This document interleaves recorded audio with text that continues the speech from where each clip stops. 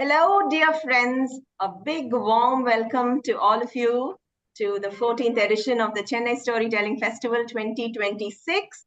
And this is day 4 of the second weekend. And thank you so much to all of you for being here from wherever you are on this beautiful Sunday morning.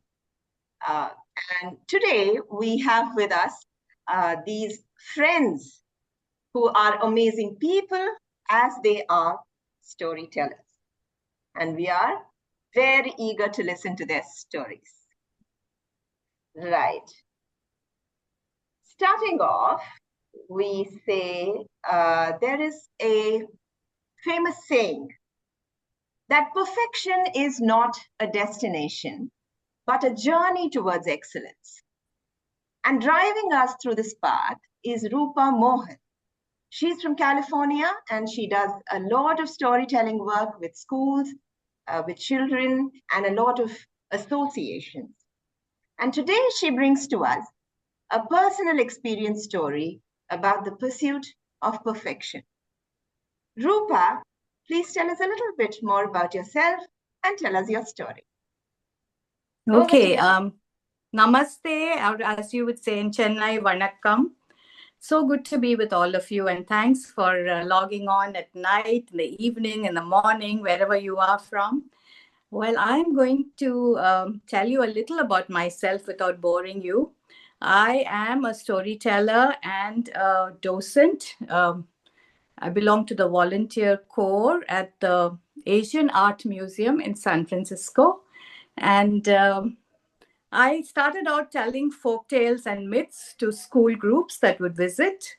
But after COVID hit, and thanks to Eric's, I think it was a day and night storytelling festival online, I got inspired to try different genres and started writing my own personal narratives and exploring more things.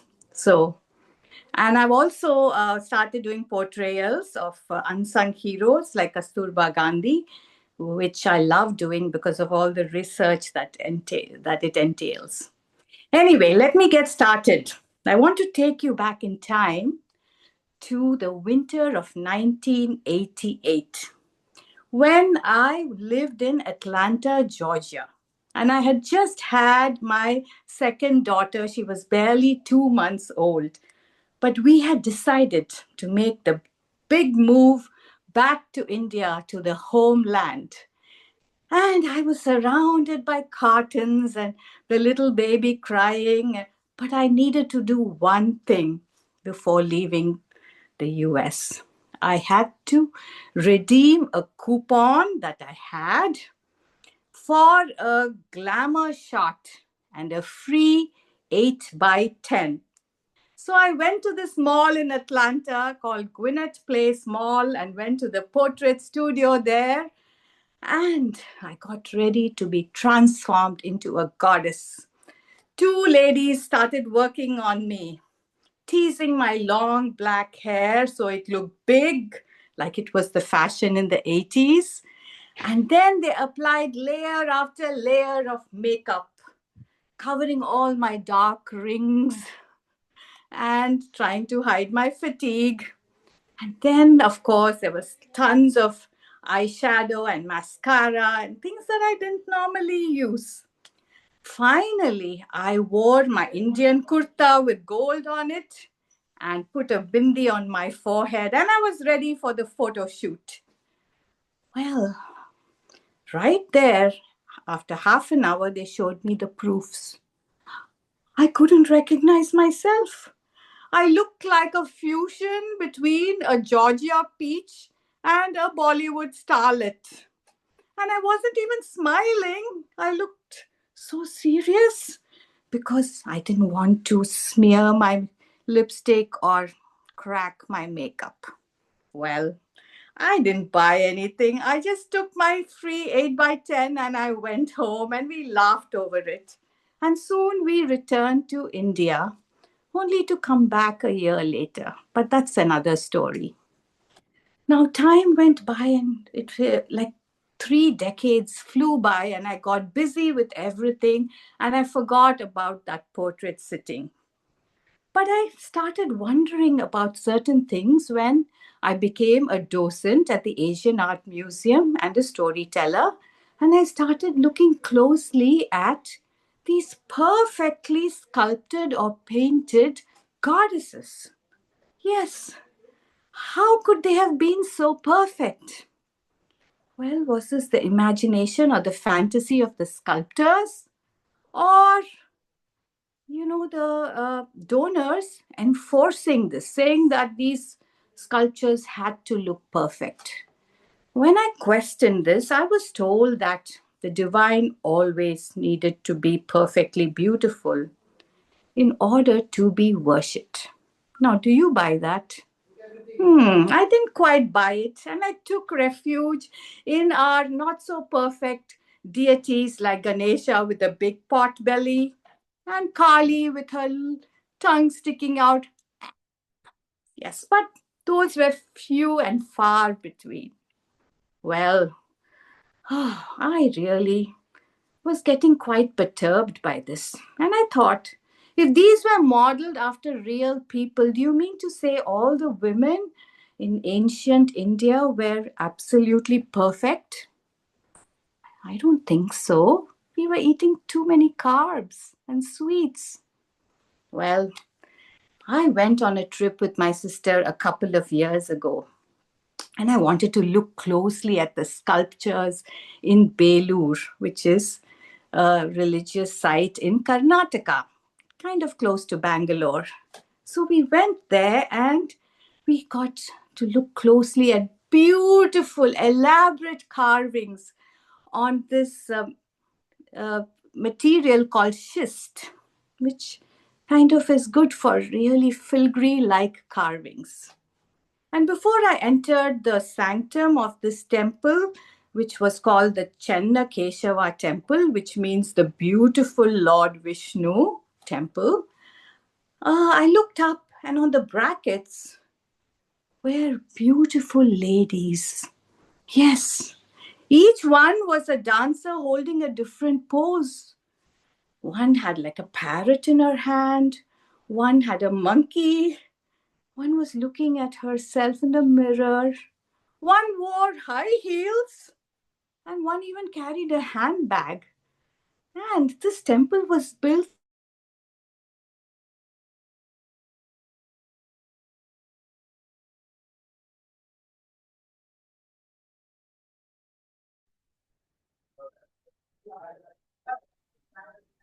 I think, yeah.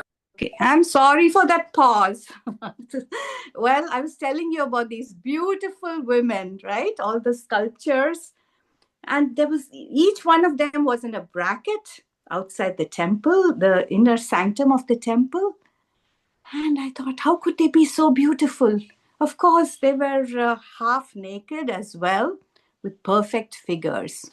And then I heard the story from a guide that they were modeled after this king's wife, who was supposedly a dancer and was very beautiful. But what? Was this a hoax? Maybe he called his sculptor and said, "You have to make my wife look really beautiful. Otherwise, I will chop off your fingers." Well, did he do that? How could this woman have been so perfect? Come on, leading a lavish life, sitting around, having handmaidens attend to her, eating sweets and carbs, all the rich foods that royalty have access to. How could she have been so perfect? And come on, why were these women dancers objectified like this? With hardly any clothing on? Where were the naked men? Well, my sister said, I will take you and show you a naked man, a naked monk, in fact. And off we went another 2 hours or so by car to this holy site called Shravana Bela Gola. How many of you have been there? Well, it was actually on a hill, and I was told that we had to climb about 700 steps in order to see this naked monk who was a monk from the Jain faith. Jainism is a religion that came about at the same time as Buddhism, but is lesser known outside of India. Well, I had to go and meet this monk. So here I was trying to climb up. And you know what? I had to, first of all, remove my footwear. It had rained the previous night and the morning, and these big stone steps were uneven and slippery. So I ran into trouble as I started ascending.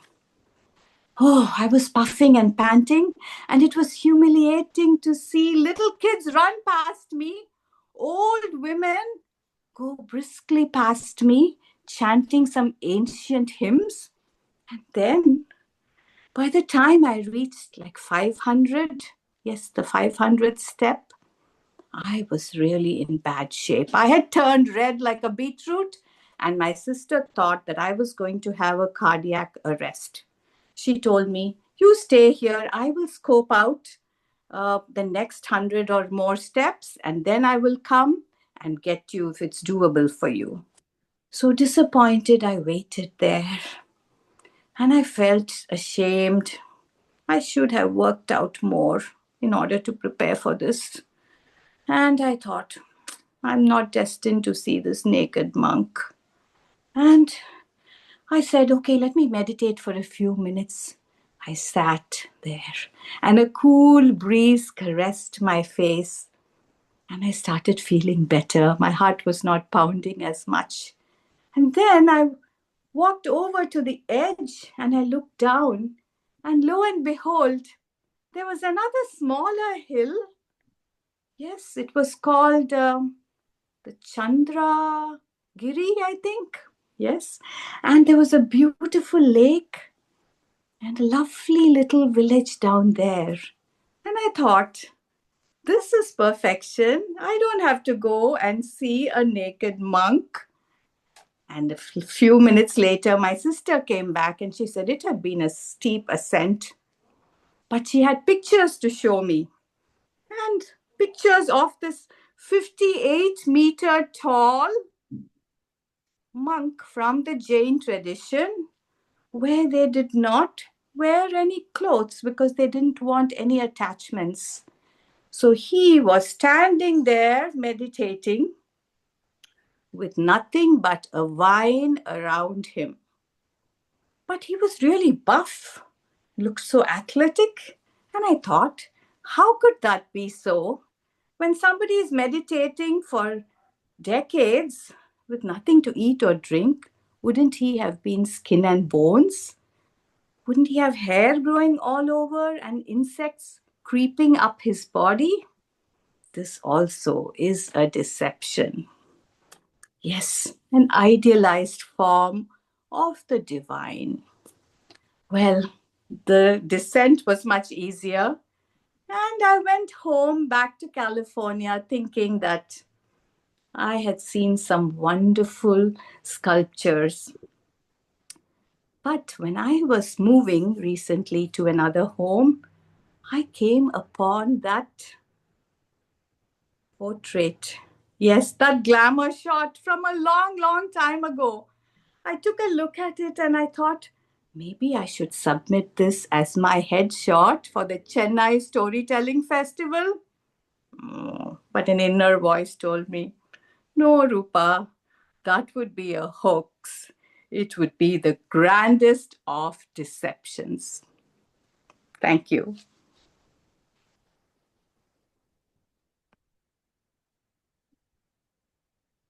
Wow, Roopa, that was something.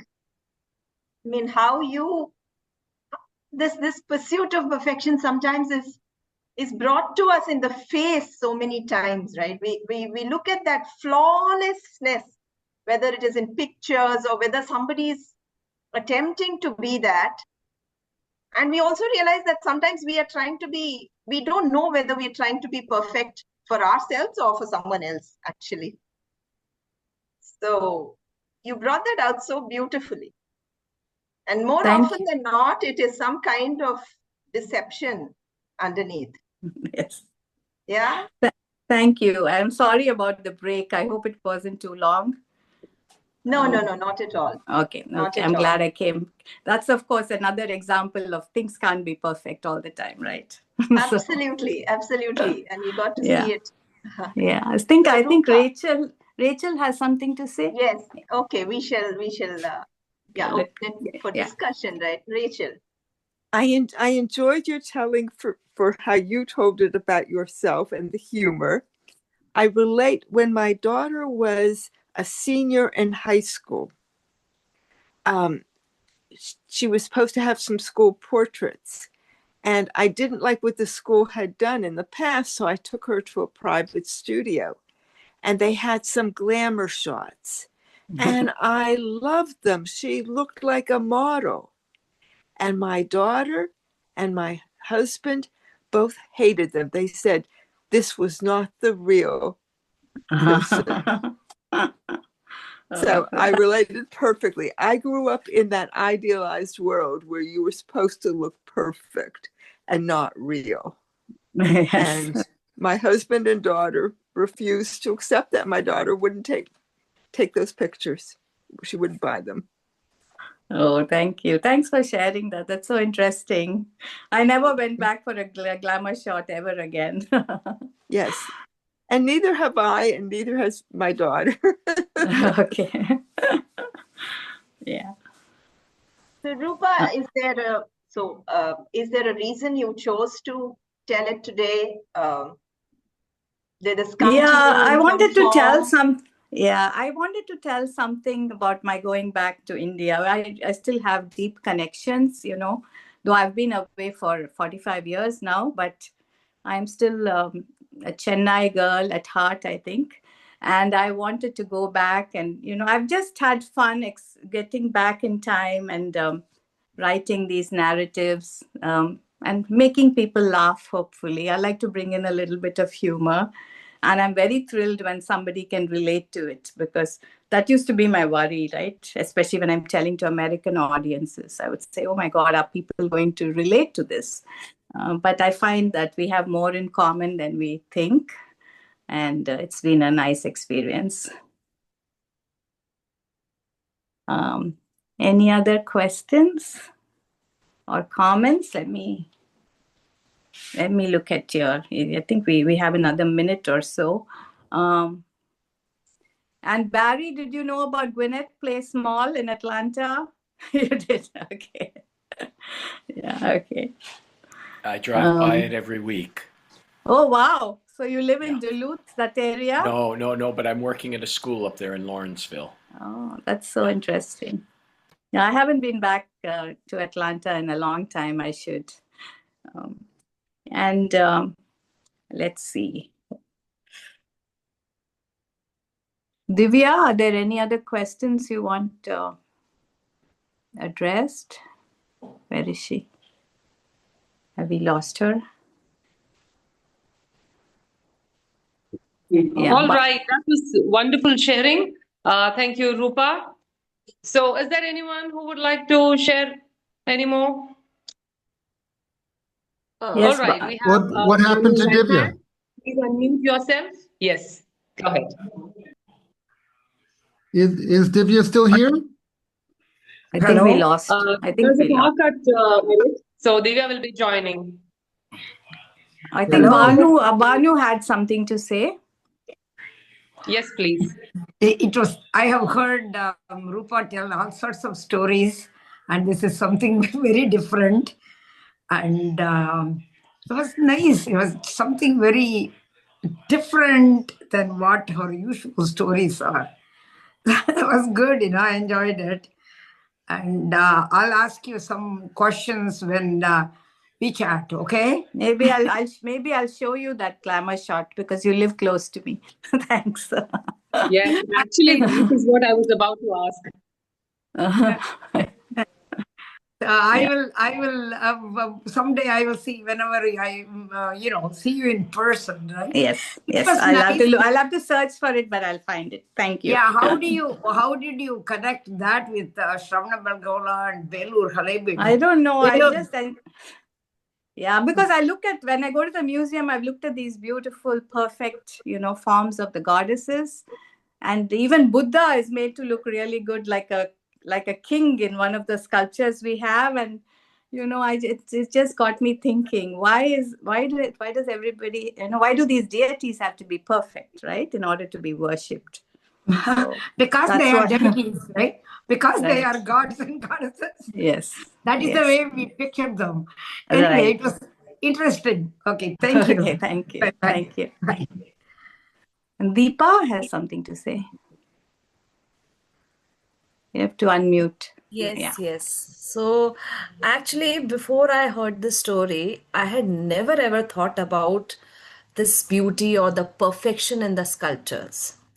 I never bothered to check it. But now every time I visit a place or look at the sculpture of a deity or something very perfect, I will have something in my mind. So thank you for giving me this perspective.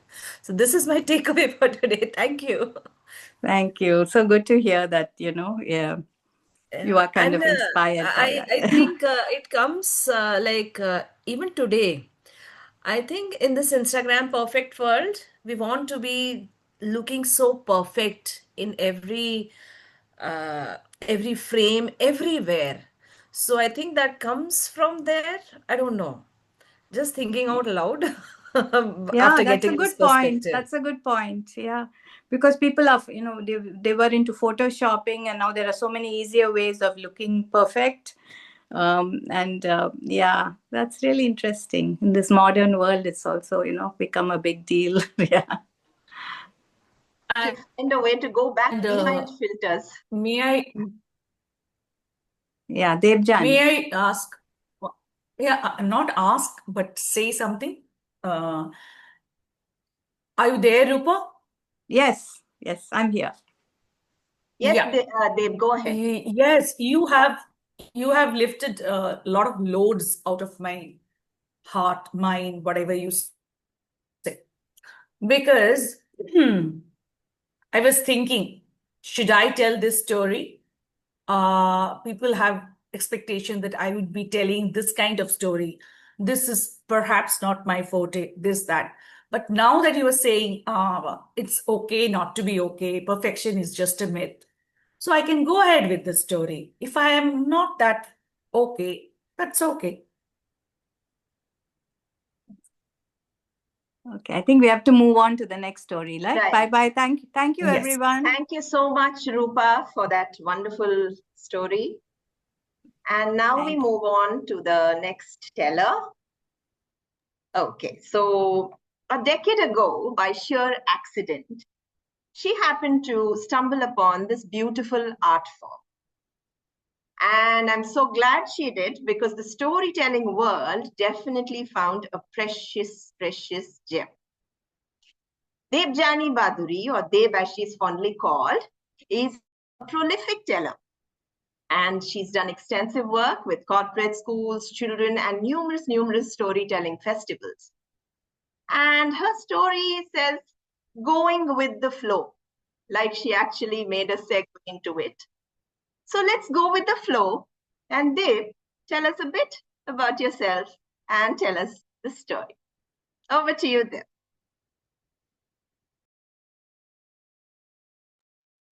Thank you, Divya, for this introduction. Thank you, Eric, for again creating this platform for us to share our stories. And about myself, I love to share stories with everybody, like 5 years to 90 years. That's the range. And why do I share stories? Because I want to spread joy and happiness through my stories. However, I realized long ago that storytelling could be a tool, a very effective tool to teach concepts in the classroom. Some of the concepts which are very dry, and along with that, now I am into applied theater. So using storytelling and applied theater classroom can be a joyful environment. And I have been trying that same thing with the young professionals in the corporate, developing their soft skills through these games, activities, and of course, based on stories. So that's me in a nutshell. So with that, let me get into my stories. My story of now, today, going with the flow. So often there are moments when we feel very nostalgic, right? And we recount our olden days. It was one such moment when I was retracing my steps back. And I paused. I paused at a moment, and the scene that I was visualizing in my mind's eye was started elaborating, and like a motion picture, it was unfolding totally and giving me a complete sensorial experience. I was holding then my father's fingers firmly, and I was a small child, and with joyful steps, I was enjoying the sight. 2 rows of stalls, the roadside stalls. Where it has happened? It happened in my hometown. And there we have our holy river Ganges, which we, the Indians, fondly call as Holy Ganga. Ganga Ma, goddess Ganga. So Ganga flows, the river Ganga flows by the side of my hometown. And it was a visit to the massive temple of goddess Kali that rises by the side of river Ganga in my hometown. So as I was telling, I was holding my father's hands firmly and enjoying that sight. These stalls were bursting with colors of various kind of flowers, especially red, hibiscus, marigold, lots of kind of flowers, white flowers. And the incense sticks, the fragrance that's there wafting in the air. And moreover, it was all the stalls displayed different kind of sweets, mouth-watering sweets. So as a child, I was so, just lost into all this and enjoying. Though all these were there to be offered to goddess Kali, but being a child, I had hardly any idea that you should not be greedy about the prasadam before it has been offered. And enjoying that, I just turned that lane when there before me was flowing this massive holy river Ganga. But not only that, along with that, I came to see that people of all ages were taking dip in that holy river and standing there, some of them waist deep, some of them chest deep, some of them neck deep into the water and chanting Om Ganga. So the whole place was, echoing, resounding with different kind of chants. And I could guess what is going to happen now. My father is going to go and take me there in the water. We're not ready for all this. So I just clung to my father and said, are we going down the steps into that river? My father said, why are you telling like this? Yes, that is another reason why we come here. We should go near the river Ganges, take a dip at least once and sprinkle that holy water, do pranam. I said, no way, no way, no way, I'm not going. I don't know swimming and I'm very small. I'm not going to allow you to. I clung myself to my father's very tightly, and I was creating a scene. Let me tell you, all of them there, they were laughing. There were other young children also who are used to this every day. They laughed at me, but let them laugh. I'm not going to go. So Ganga was definitely terrific. With all the things around, the temple, the sites, the stalls, but it was terrifying to me as well. That was my first encounter with the with river, you can say. And definitely I was horrified to see that, with the feeling that I'll have to go and take a dip into it. Years passed. I was then slightly grown up. My father got transferred to a small town in Nepal, Hetauda. It was cradled with hills all around, green hills. And woven into the beautiful landscape was the swift flowing river Rapti. One day, when we went to visit, because many people used to go there, sit there, have fun. So I too went one day. My heart was pounding, because for me, a river means something very, very dangerous. And I'll be forced, I have to go down and water, I don't know swimming, I'll be drowned, blah, blah, blah, blah, blah. But I did go. I had to go. When I reached there, I saw that river Rapti is completely different. It is hardly needy. It is shimmering, and the water was so transparent, and the pebbles and stones on the riverbed were glinting in and out. There were boulders by its side. People were sitting down on the boulders. Something called me, towards it. Though I was shaking inwardly, inside, but still I went forward. I sat on a boulder at the bank of this river Rapti, and I saw it, how it entered the landscape, how it turned and meandered and flowed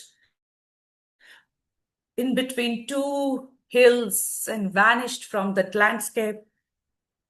Everything looked like very joyful to me.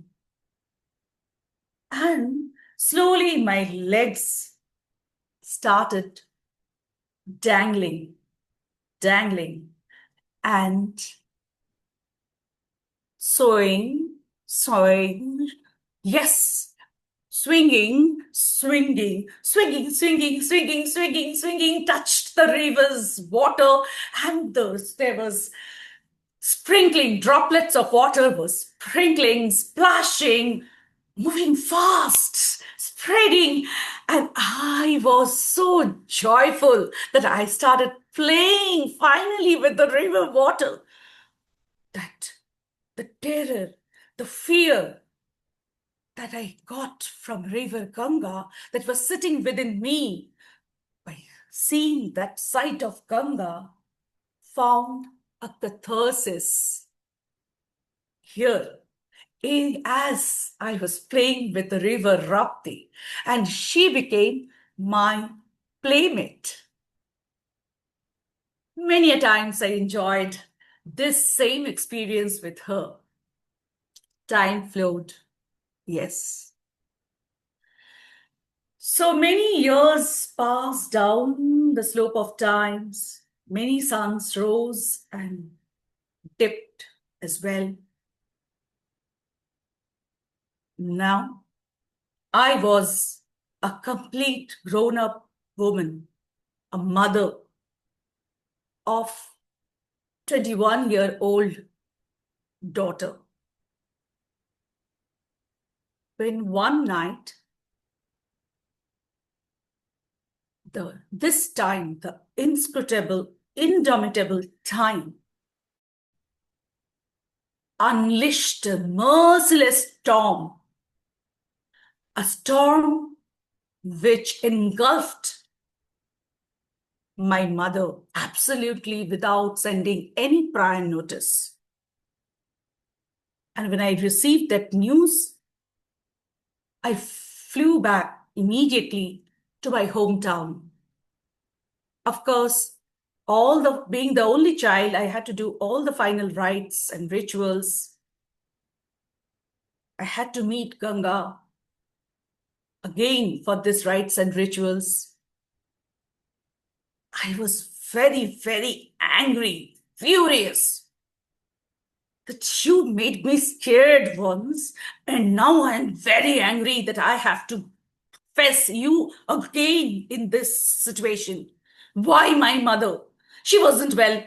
I mean, she was well. She wasn't having any disease. Then why she? I could not come to terms with that.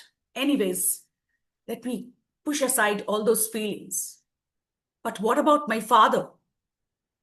At this age, he would be alone in that hometown, which is 2,000 kilometers away from where I live. So I asked, I requested, I pleaded, I cried to my father, please come with me and stay with me. I'll be less worried. Who will take care of you here?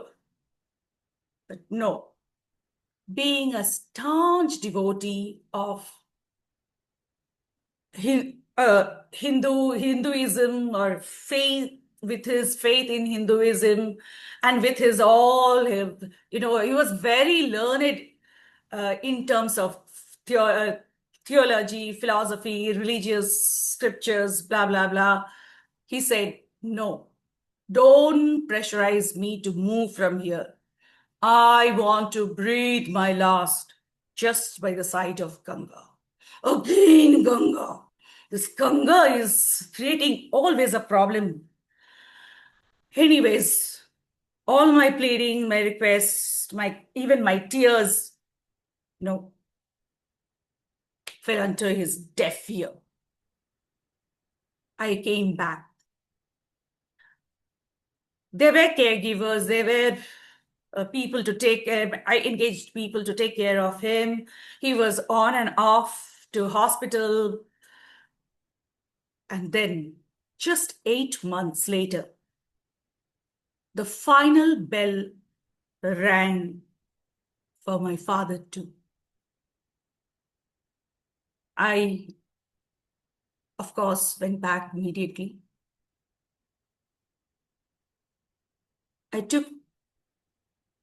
We took my father's mortal body.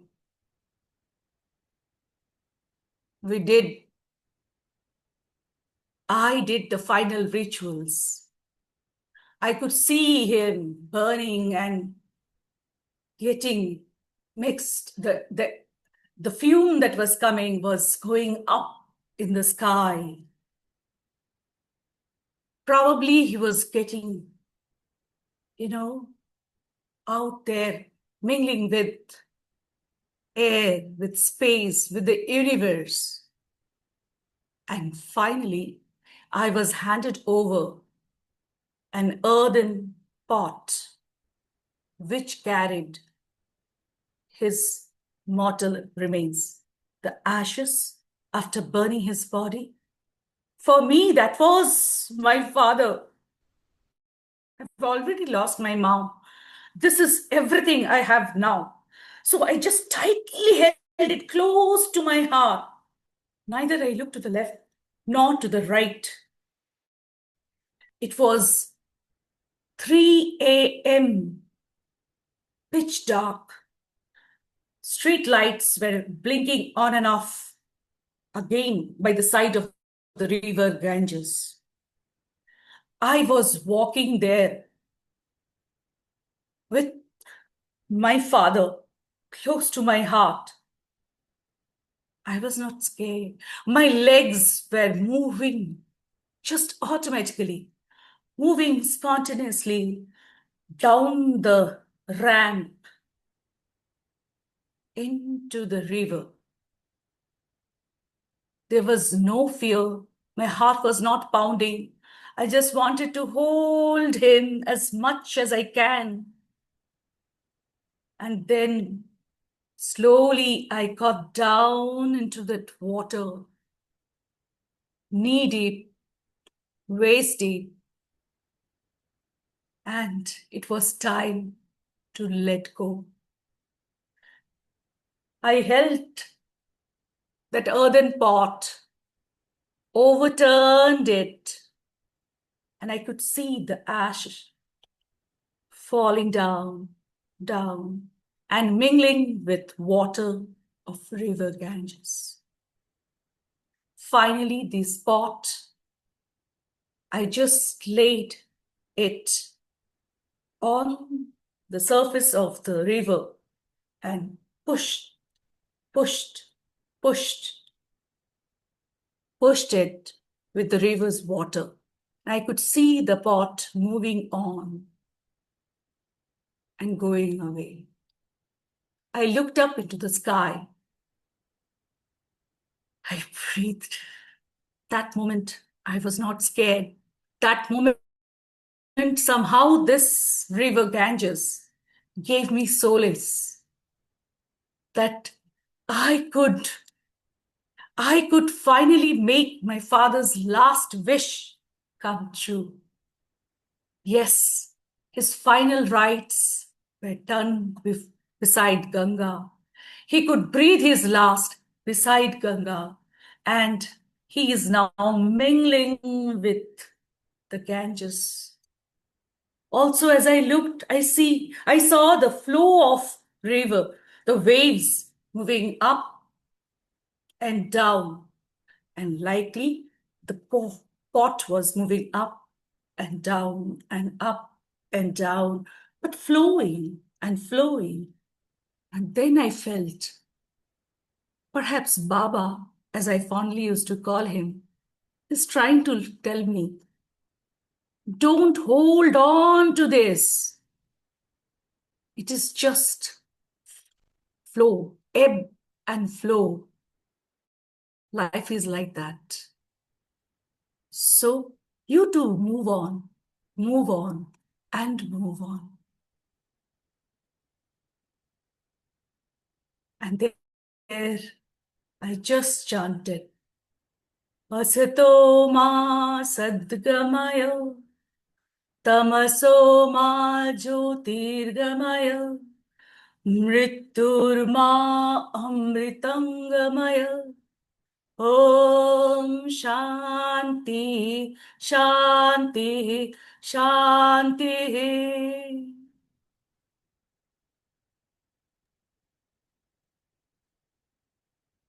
That's what I call flow. Flow of life. Flow of water. That was my presentation for today. Wow, Deb, that was quite a churning that you caused with what you just told us.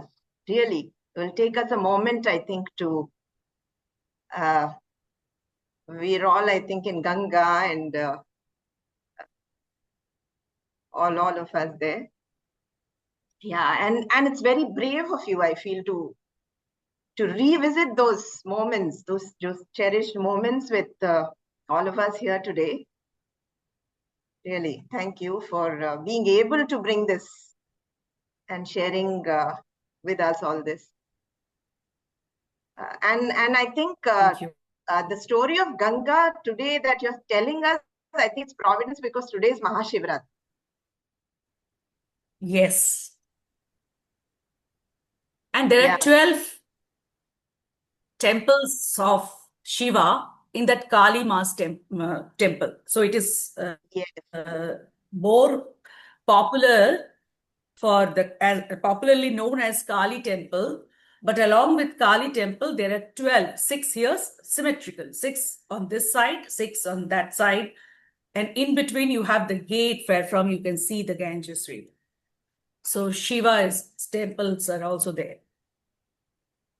Absolutely beautifully said. Kali Ghat, right? That was Kali Ghat, what you said about. No, it is Not Kali Dakshineshwar. Ghat? It is Dakshineshwar. Dakshineshwar, yes. No, Kali Ghat is not beside Ganga. Ganga, yes, Dakshineshwar. Sorry. Yes, and we could imagine the street side, all the scenery that you so picturesquely described. And you're guilty of having put the thought of Bengali mouth-watering sweets into my mind. Now, I'm thinking of cham-chams and sandeshes and all that now. But yes, like you say, it's very metaphorical. Calm waters of the Rapti or the intense waters of the Ganga, they're finally going to embrace you. Yes. So beautifully portrayed there. We'll open out the discussion to our friends in the audience. Please go ahead and you can say something to them. Please. Anyone? Yeah, Deepa. Deepa. So I think the best way to respect the story or this experience is not to comment and stay quiet and just be in this flow with this energy that you have created. And I've heard some very humorous stories from you, comic stories from you. You can just split us into laughter, just like this. And now this is the second time I'm hearing a story from you about your parents, and you easily make us cry. So thank you. I'm sorry if I have done that. Not it is sorry. A festival happening. That's okay. But the thing is, the stories heal us, and it takes a lot of courage to do that, sharing a personal experience and that to loss. But then that gives us a courage to accept what has happened and maybe what is expected. This is inevitable. It's going to happen to everyone, each single one of us. Yes, yeah. Truly said, Deepa. Takes a lot of courage, actually. Anybody else? Anyone else? Yeah.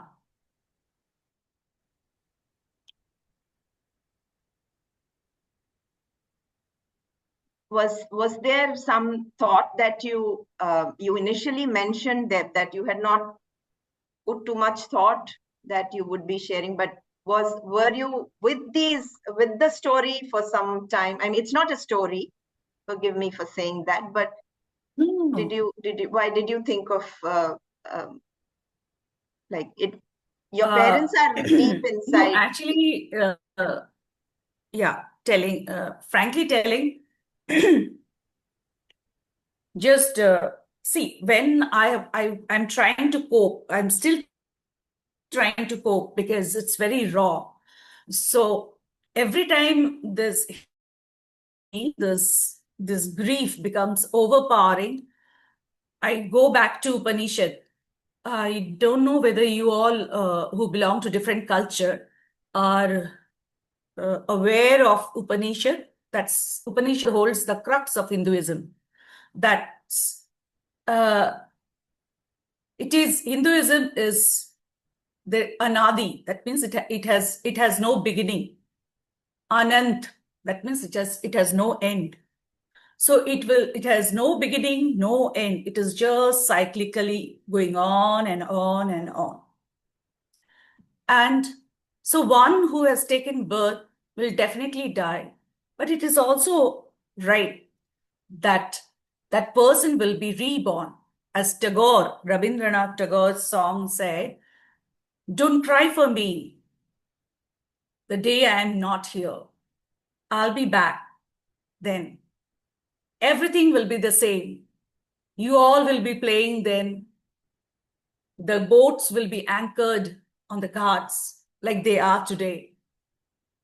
Just that I may be called with a different name. I may be having a garb of different person. So we change our clothes, we change our names, but we to come and we go and come and we go until we reach the final liberation and we are liberated from this cycle. So this thought gives me the feeling, listening to it, I keep reading Gita and Upanishads lines to just cope with it.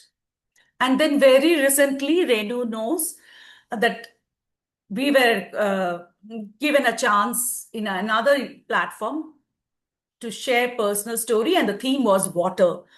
I don't know, water, personal story. I was hardly having any idea. Then suddenly, the day before, it just flowed in my mind. And now when I saw that my name is there at 10:50 today, that why not share?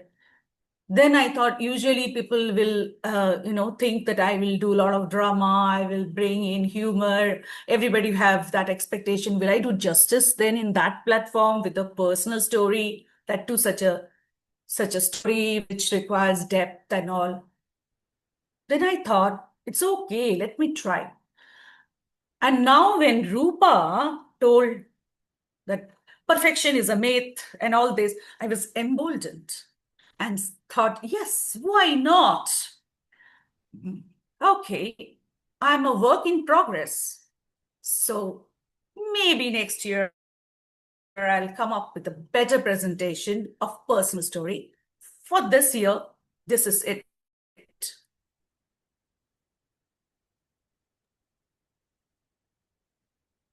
But that you are not asking any question is making me feel I haven't done justice.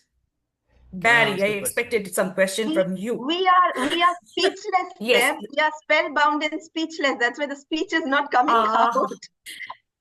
Yeah. I can't believe no one we are overwhelmed, Debjani. Friends. We are overwhelmed with emotions. Yes, Everybody can relate to it. That is it. Absolutely. And nobody expected Thank the you. Who was sudden that? twist that you gave. When you were laughing and giggling and moving on the swing, no one expected this end.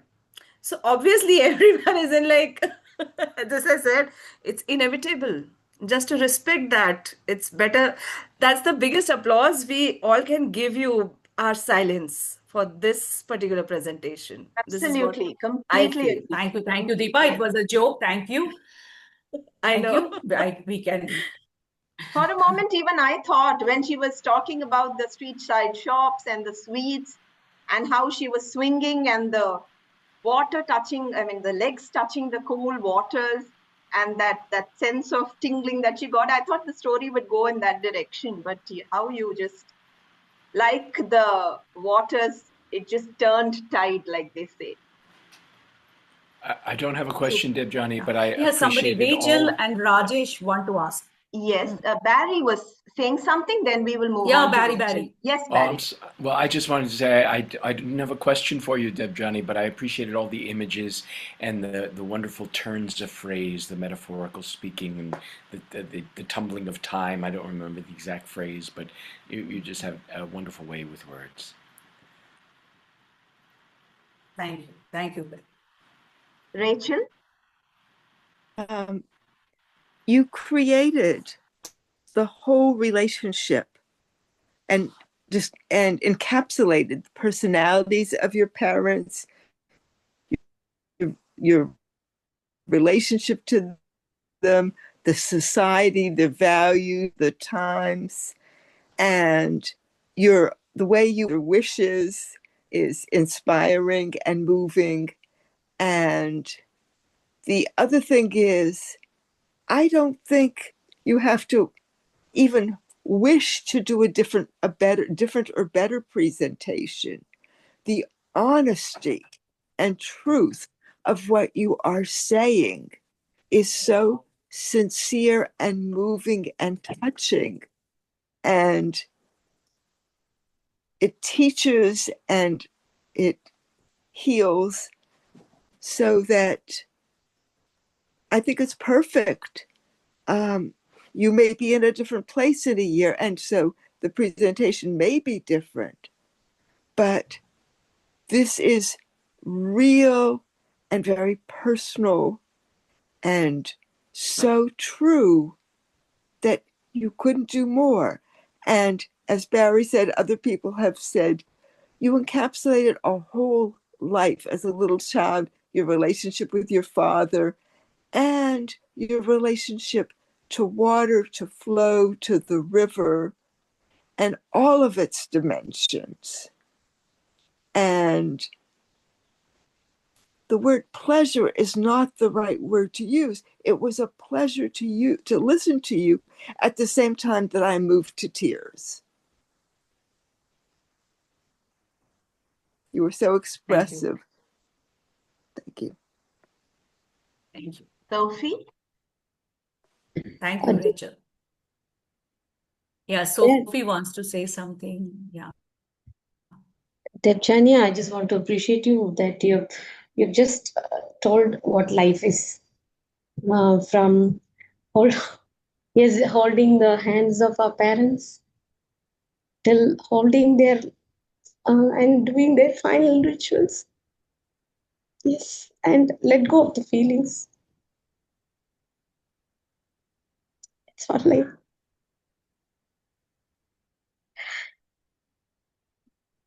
That's life, That's Sophie. life.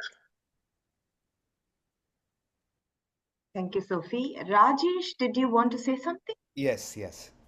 I wanted to say thank you, Debjani. It really, I mean, Thank you, dear.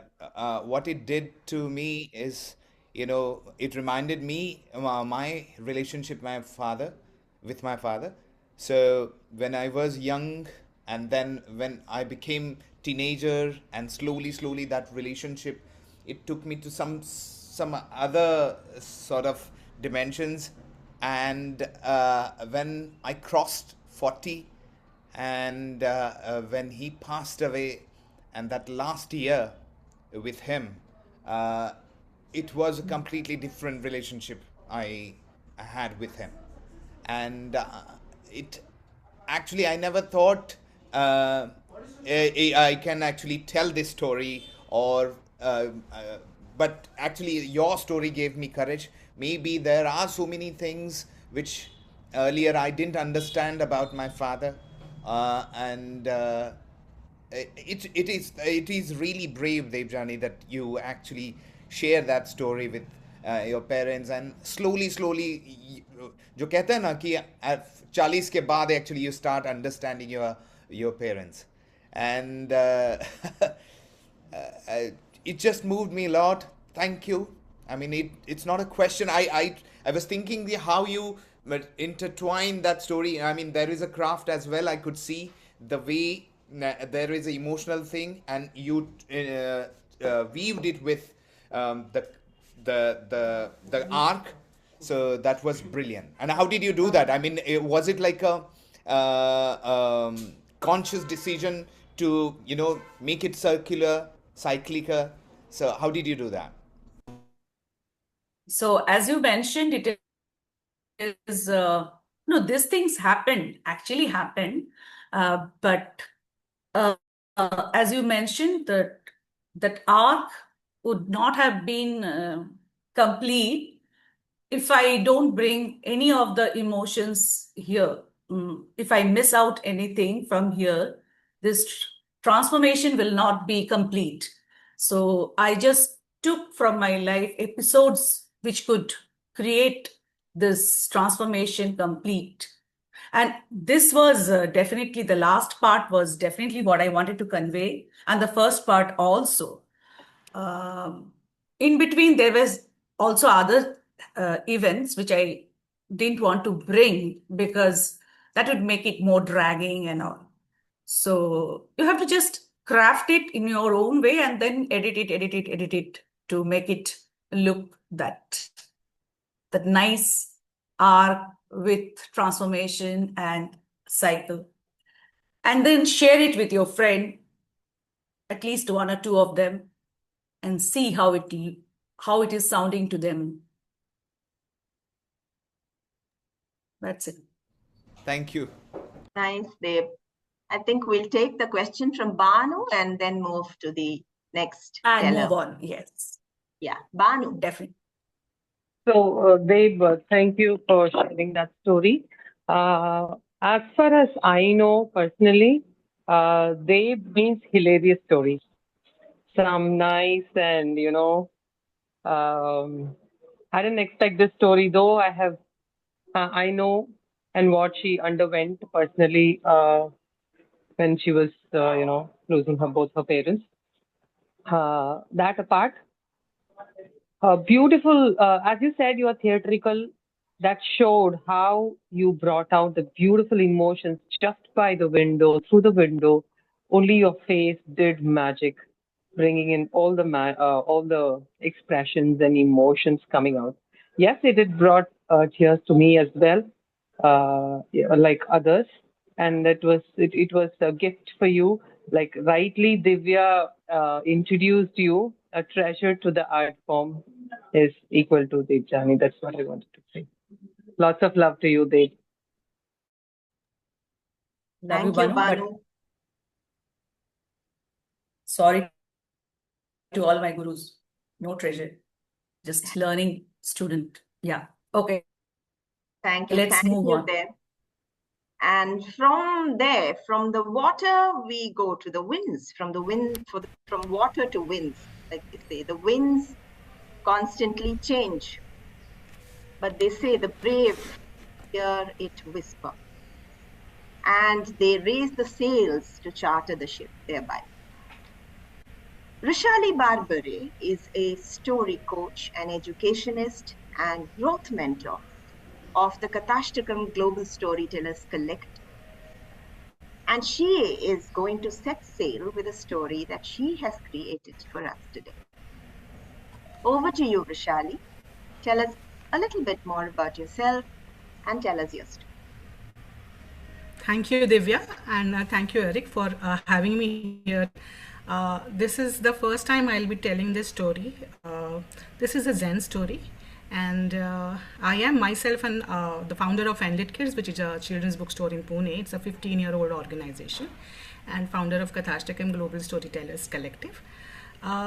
I have grown up with stories, with grandpa stories, grandma stories, uncles telling stories. So stories are a part of our lives, of what we are, I guess. And I was introduced to this beautiful world in COVID when we started some programs for storytelling, and 8 of us came together to have a Diwali event in 8 different languages on our YouTube channel, and that is how Kathashtakam was born. Thanks to all the members in Kathashtakam, we are just evolving, growing, and glowing day by day. I'll start my story now.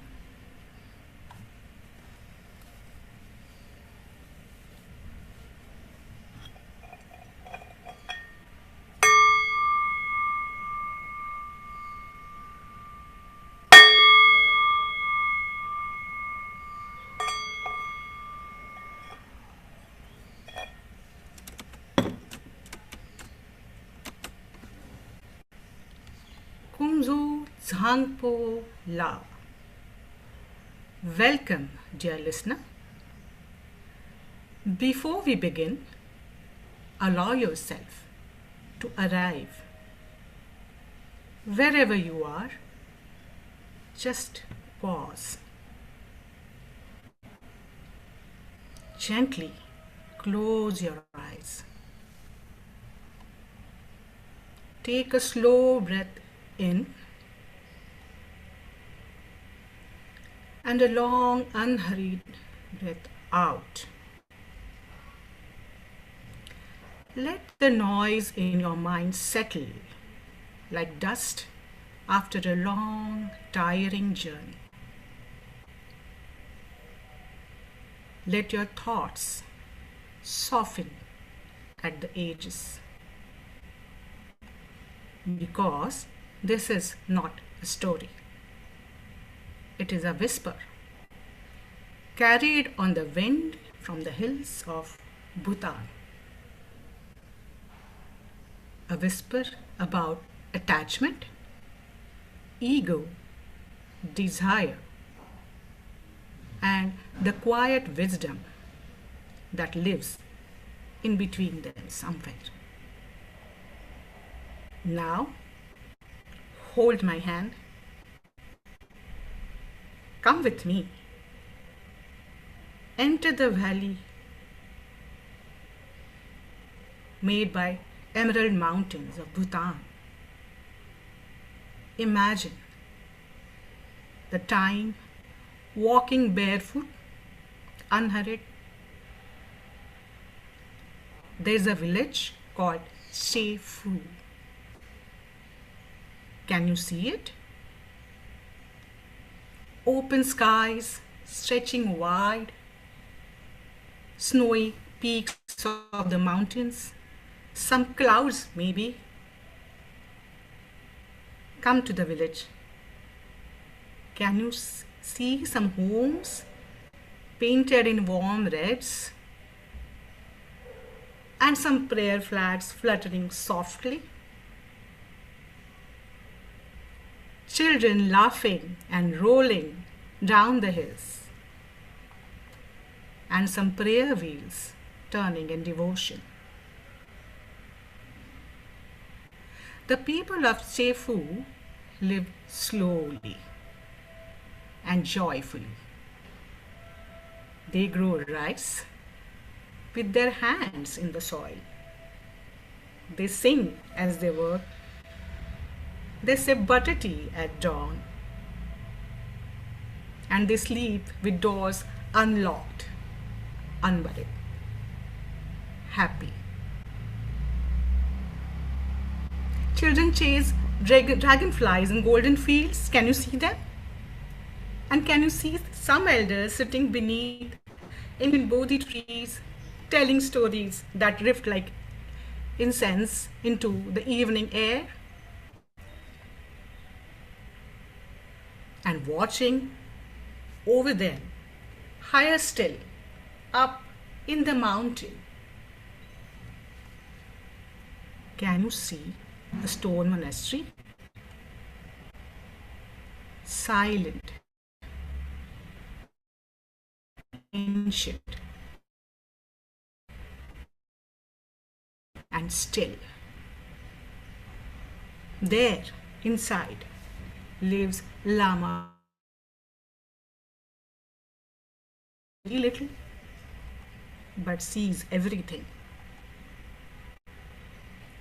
Each morning, he sweeps the monastery path, not to clear the dust, but to clear his mind. And he's smiling always. And his smile is like the mountain. Slow, deep. With him lived 3 disciples. One is Dorji, Sonam, and Tashi. While Dorji is eager, ambitious, fiery, Sonam is gentle, smiling, and Tashi is a quiet one who hears the sound of silence. One day, this piece of Shefu trembles. Imagine the stillness, disturbed by some distant hum of engines, bright lights, strange voices. Even with lot of noise, a filmmaker arrives He loves the location. He's in love with the beauty of the village. He's carrying cameras, spotlights.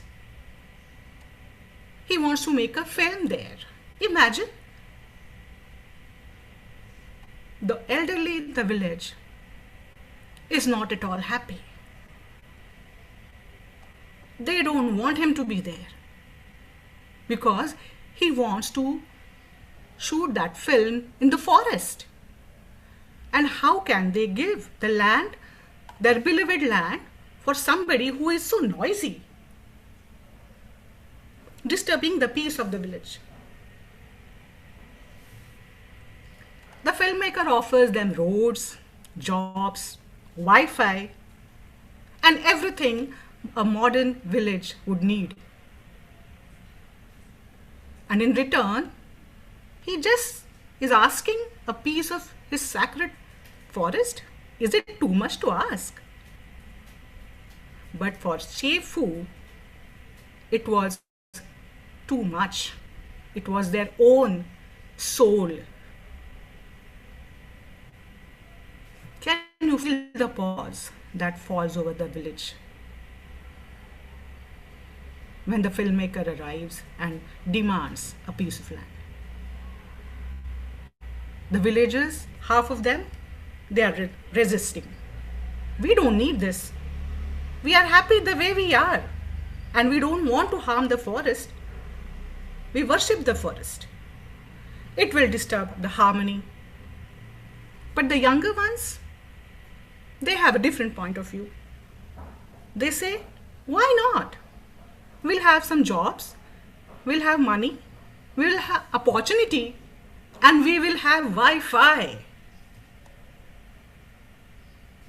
And many stand in the middle, unsure.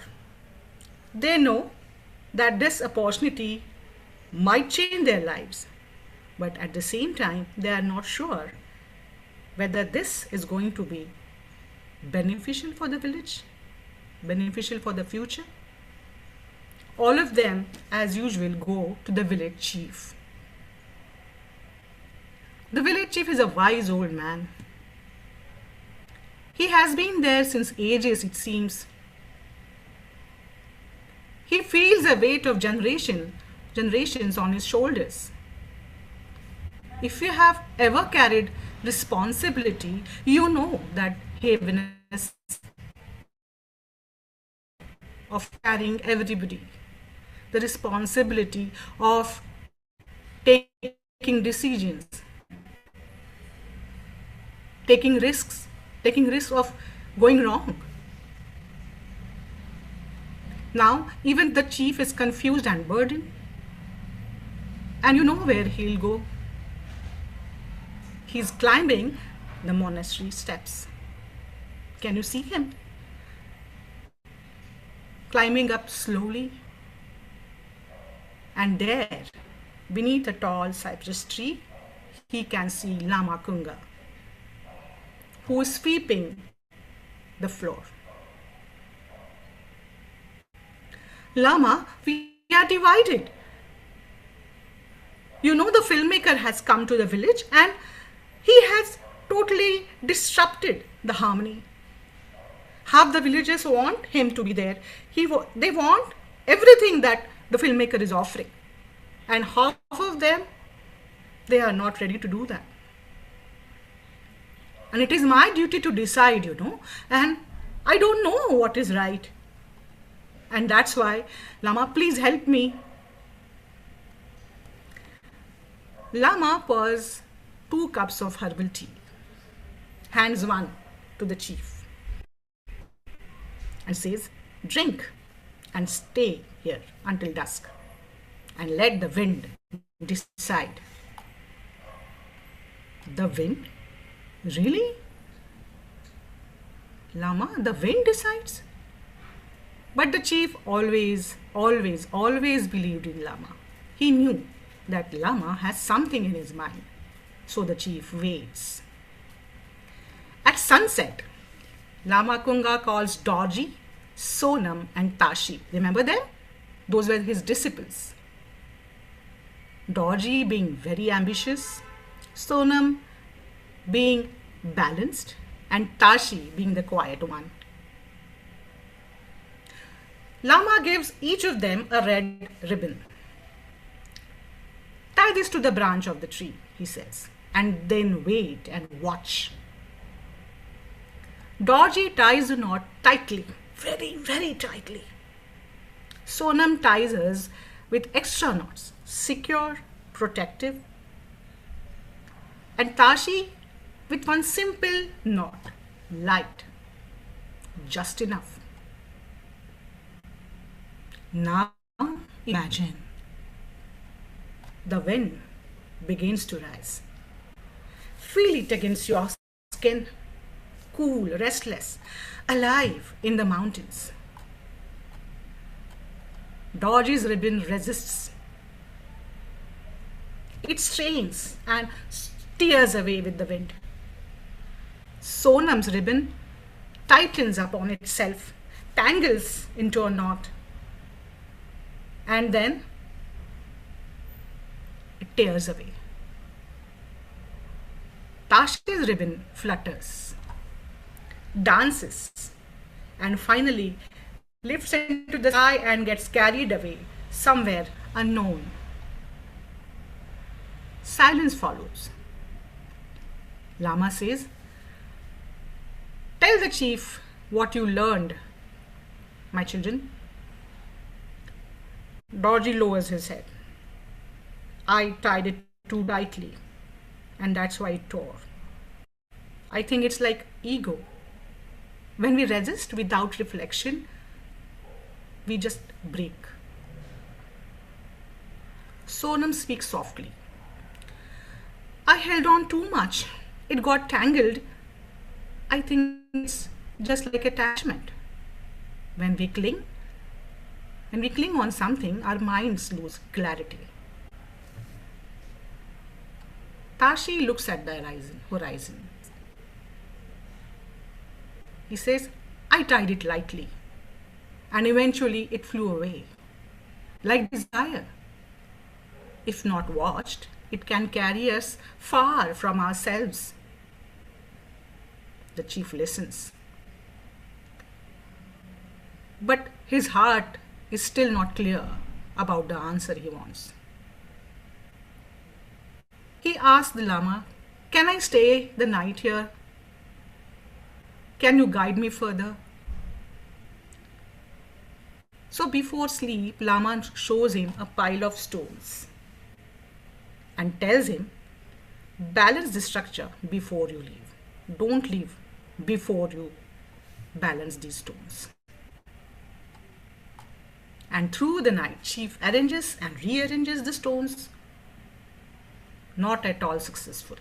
Too much weight on one side sometimes, too little support sometimes. Stones not getting balanced, collapsing. But slowly and carefully, he finds that balance. And with that balance, he finds clarity. In the morning, he's happy. He leaves the monastery, climbs down the stairs, talks to the villagers. Though the answer is not simple, people believe in him. He tells them it's not going to be beneficial if we resist. It is not going to help us surely if we accept everything blindly. Let us find a balance here. So, there was a meeting with the filmmaker. Villagers of Shefu assembled at the chief's house. And the decision was made. The forest will be preserved. It will be the filmmaker's responsibility. The film will be shot, but with extreme care. Trees will not be cut. More trees will be planted. And he will fund education and conservation in the village. Roads and lights will be there. The filmmaker also will be giving some jobs to the youth. The elders agreed to adopt this change. Though it was very difficult for them, they have been living a peaceful life since ages. But they wanted their young to grow and evolve. Finally, the film was made. Filmmaker leaves after the film is made. But yet, that wind of change remains. That monastery remains. So remains the stones, the balance stones, and Sefu, which is still beautiful as it was. Now, gently return to your breath. Inhale slowly. Exhale softly.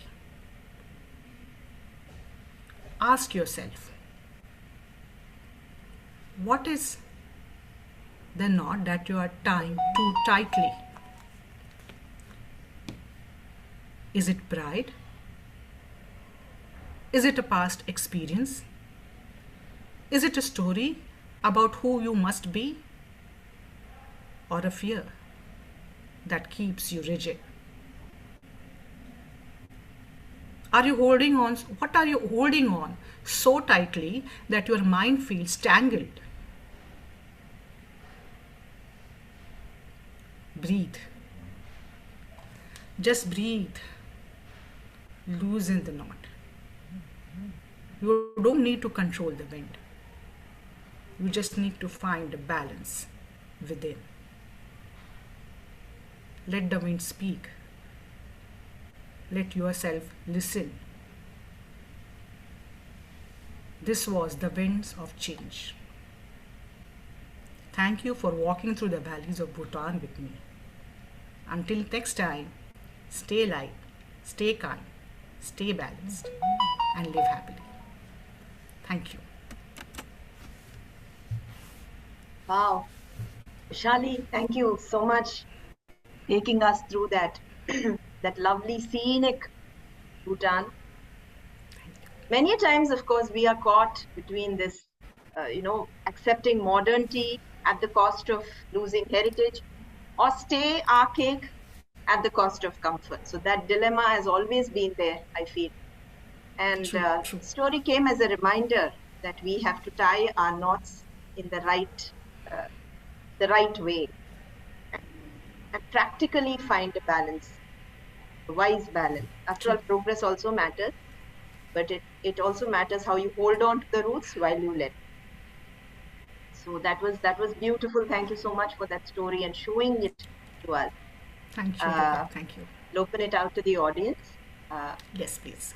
I would love the audience if they can share which is that knot that they are tying. Yeah. And I think it is a safe space to share. Yes. We have two more tellers, so we shall. Yes. We shall get the comments from our friends now. Yeah. Anybody? Or you could even put your comments in the. I can share. I'll go ahead. Shivani. Yes, Shivani. Yes. Please do. Yeah. So it's not about something that I am not saying about the knot, it's about the story. I think every time, everywhere it happens with everyone that we tie too securely with 1, 2, 3, 4 knots, and the story smoothly and calmly tells, don't tie it very much. Inevitably, it will tear up and it will go the way it has to go. So we don't have to put a lot of resistance in the way, in the flow of the wind, I think. Yeah. So when the Lama said, right, it's all in the flow of the wind. So let it flow with the wind. Yes. Yeah, like try not resist the change. Accept it peacefully. Absolutely. That's right, Shivani. See where it takes you is what it is. Anyone else? Deepa? So I was too curious for the end. I was like, why is she not telling the end fast? Because I was too curious. Every day, now and then, it's like a dilemma. Whether should I do it or whether Exactly. should I not do it? Some things are very tempting and some things are like out of comfort zone. So this still gives me a hope, okay, I can reach. And the delicate balance of the stones as is seen in the background as itself, it tells us so much. So thank you for sharing this story. Yes, Beautiful. Deepa, yes. I think day in, day out, we are struggling to find that balance, that clarity. Yes. And we are looking for answers, with this changing world, fast changing world. And I think that is what I wanted to bring out through the story. Thank you. Very well said in that relaxed form. And Zen stories are always like wisdom in a capsule. So thanks so much, Vrushali, for bringing to us. Thank you for having me here. Story. Thank you. Thank you. Pleasure. And we've often, obviously, we are in this today. I think a lot of stories are, very thought-provoking stories, all of that which has been told till now. And we often come across this question. So what's the point of this? What's the purpose? And I have a dear friend who mentioned that most of the conflicts are internal. You try and understand and sort it out. You will make sense of, understanding, come to an understanding with yourself and with the external world also. And I must say, I've had the good fortune of working with her many a times and witness closely her zeal and passion for storytelling and the storytelling world. She's Renu Narayan of Katha Vriksh Trust, and she does a lot of amazing work for storytelling. So Renu, tell us a little bit more about yourself and tell us the story. Over to you, Renu. Thank you very much, Divya, for that sweet introduction. I am a storyteller who loves to tell stories. I tell all kinds of stories, folk tales, personal stories. And then, of course, I tell stories that I've written myself. So this morning, I'll be sharing a story that I've written. It's called Finding Purpose. And I think this will find a kind of resonance with most people. So here it goes. Manjula woke up with a start.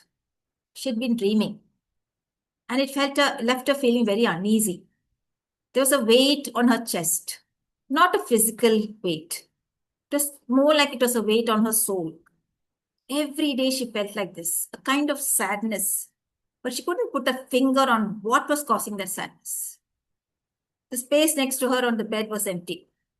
Her husband Mahesh had discovered a passion for riding, and he was off for the weekend with his friends. Not that she minded. Well, time to get up, she thought. She got out of bed, did her usual work, and then she thought, I need to talk to somebody. And she called a friend. Hi, Manjula, how are you? I'm not okay, Swapna. Why? What's the matter? Not well? No, nothing like that. I don't know. I generally feel very sad nowadays. Oh, is it something to do with an empty nest syndrome? But your children left the house about 5 years ago, but are you still going through that? No, not at all, Swapna. I don't know what it is. Every morning I feel like this, so sad. I don't know what to do. Could it be menopause? No. I'm not going through menopause. Finished all that long back. So what else could it be then? Maybe you should just come out and have lunch one of these days. Yeah, we could do that.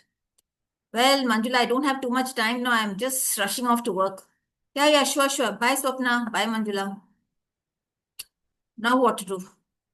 Whom to call next? Maybe Pooja is free. So she dialed Pooja. Hi, Manjula. How are you? How are you, Pooja? I'm doing good. But you haven't said how you are. I don't want to lie. I'm not feeling at all happy. I feel very sad. Are you happy, Pooja? Yeah, I am happy. I suppose I'm happy. Yeah, I'm happy. What makes you happy? I suppose my family, meeting friends, following my passion, perhaps. I don't know. I feel happy, but why the question? Why the question, Manjula? Are you okay? Maybe you should go consult a doctor. Maybe it's hormonal. Maybe I should go see a doctor. Okay, then, Manjula, I have to go. I'm taking my mom out to the doctor. Okay, bye bye.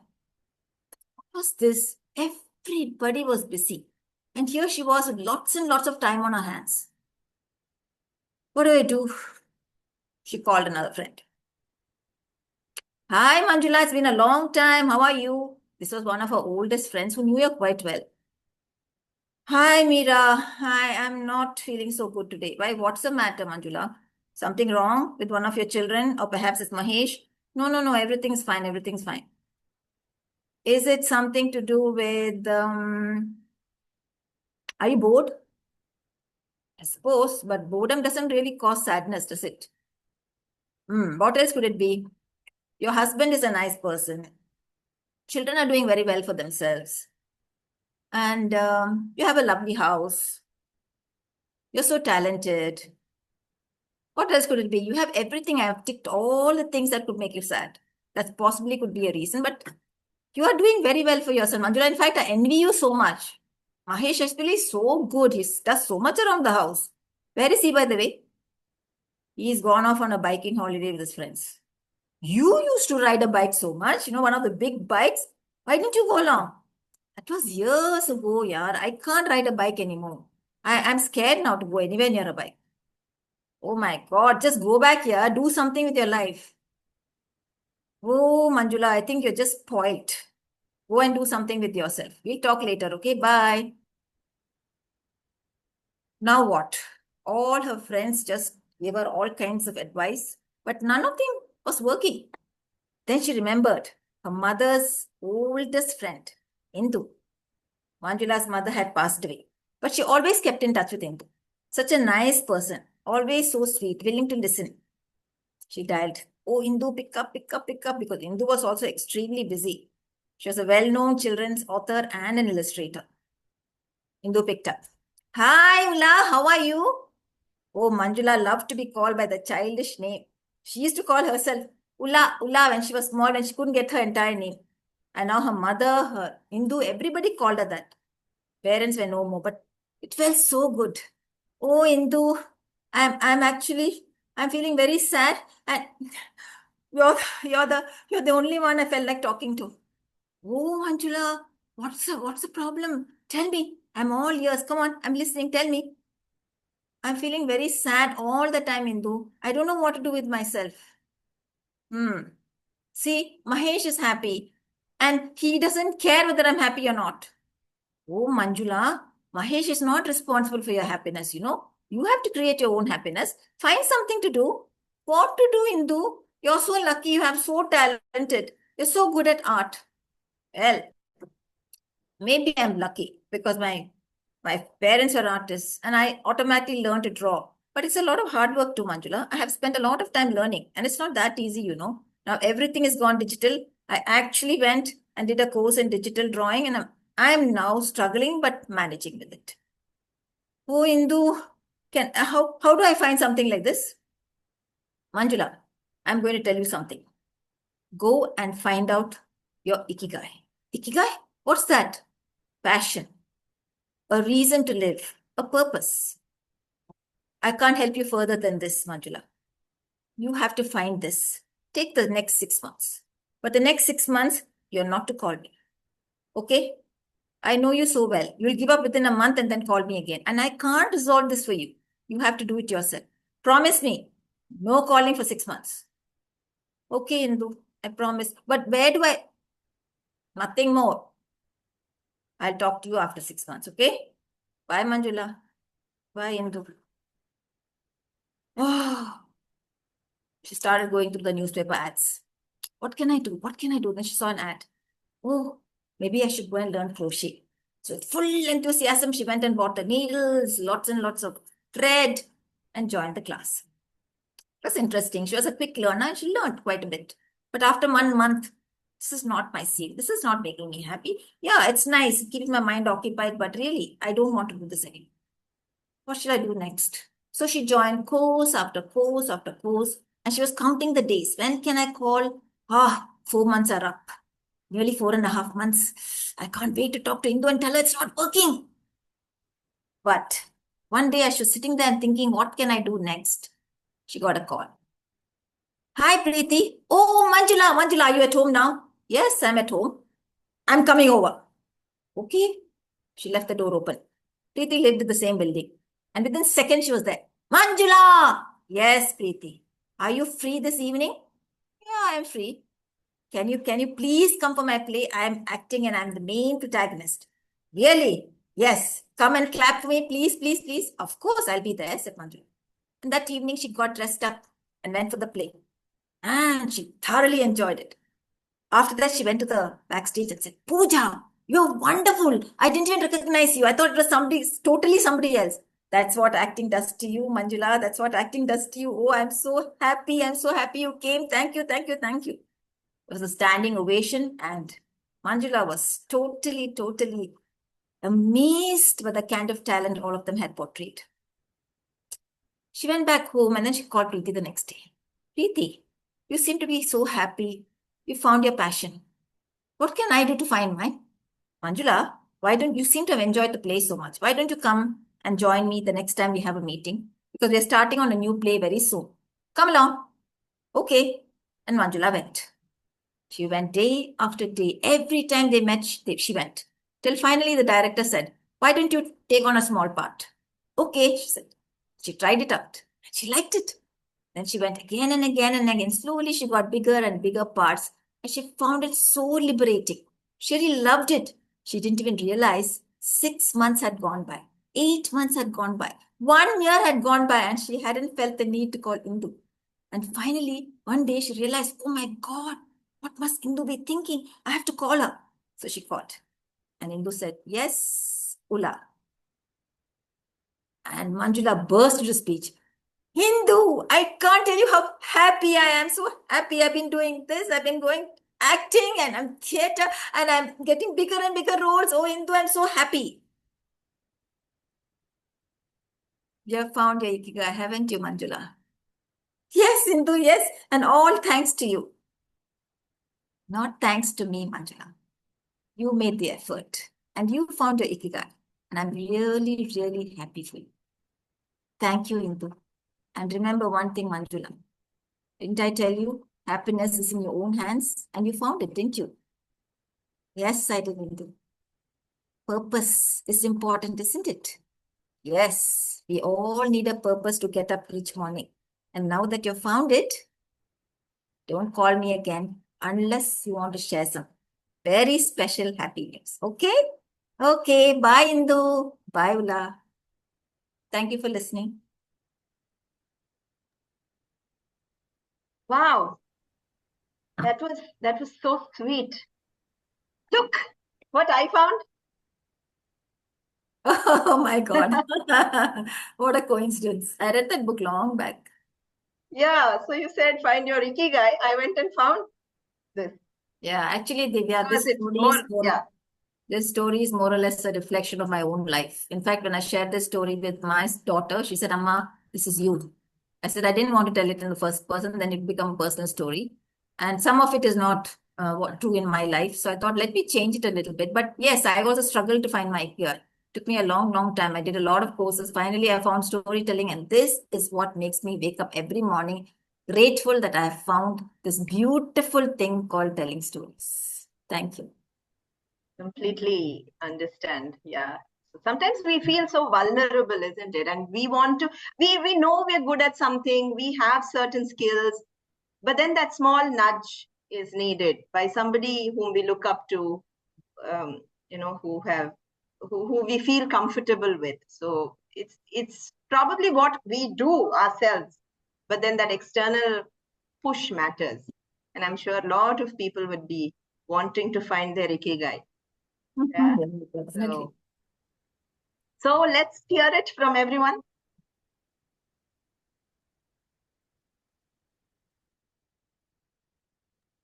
Anybody? Deepa? Again, I'll go. After that, Sophie. It was so nice. Every single word I could connect to it as if it's a part of me. And yes, as you said, you found your ikigai. Even I found my ikigai in telling stories, and this is the reason of my enthusiasm to get up every single day to explore and learn or tell some story. So thank you for sharing this. And yes, we need such people who can just guide us. Okay, like teachers, sometimes they'll be like very strict. Don't call me unless you do this. So that is very important. That anchor is very important for us. Thank you. Thank you. I just loved it. Thank you, Deepa. I think I had read a story long back about this. This girl is very unhappy because her husband is always out of the house following his hobbies and passion. And he tells her even before marriage, this is what I do. You shouldn't come in my way. And she says, yeah, yeah, it's perfectly all right. But then she starts missing him. She doesn't have any job. She's at home. And then finally, she goes to a person. No, he goes to meet his very old friend of his, a lady. And she tells him, why? No. He tells her that my wife is nowadays ignoring me. She doesn't ask me any question. Doesn't ask me where have you been, what have you been doing. Earlier she used to ask all these questions. Now she's totally ignoring me. Then she says, what have you been doing to make her ignore you? And he says, yeah, I've been living my life the way I used to in my bachelor days. So she says, go back and give her attention. Otherwise, once you lose her, you will never get her back. So then I thought everybody needs an older person like this in their lives who will give them the right kind of advice and makes them, find their own way. And so he goes back and he makes it all right again with her. Sometimes you need to sacrifice some of your hobbies or interests so that, you can make your partner happy. But then ultimately the happiness is in your own hands. Correct. True. Sophie? I loved Renu. I loved your story and I could relate with it. Finding the purpose of life, and that leads us again, making us happy. Thank you for sharing. Thank you. Amazing.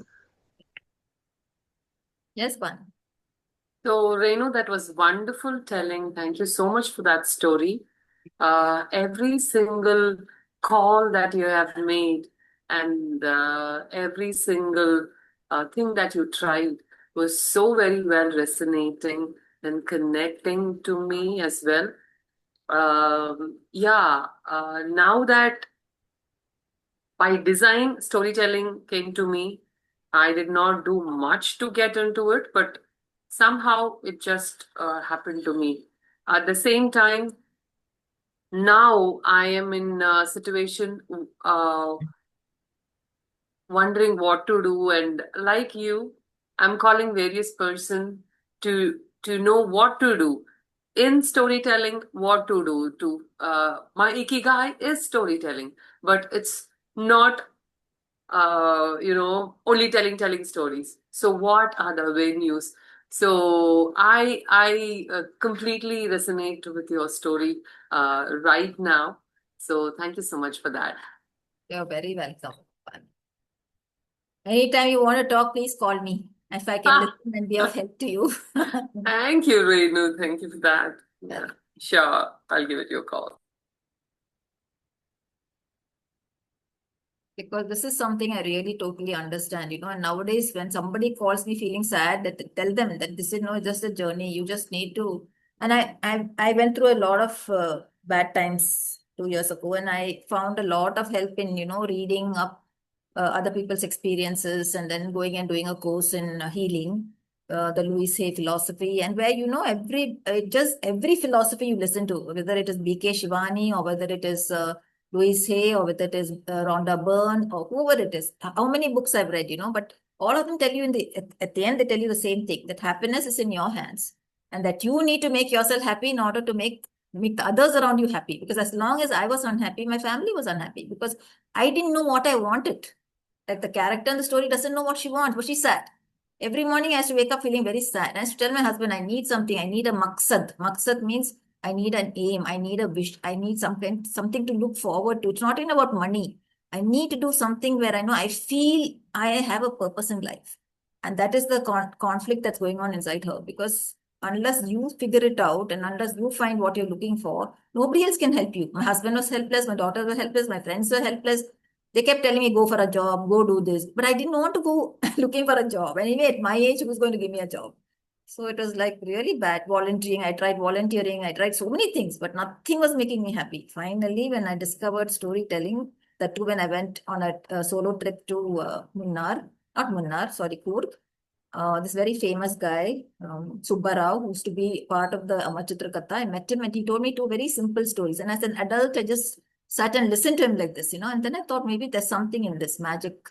That's when I came back to Chennai and started Katha. So wonderful, so wonderful. Yeah. Absolutely.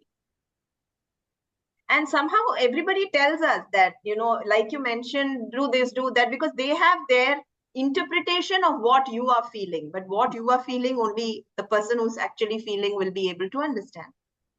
So lovely, Renu. Thank you for bringing that to us today as a reminder to find our ikigais. And we shall all do that.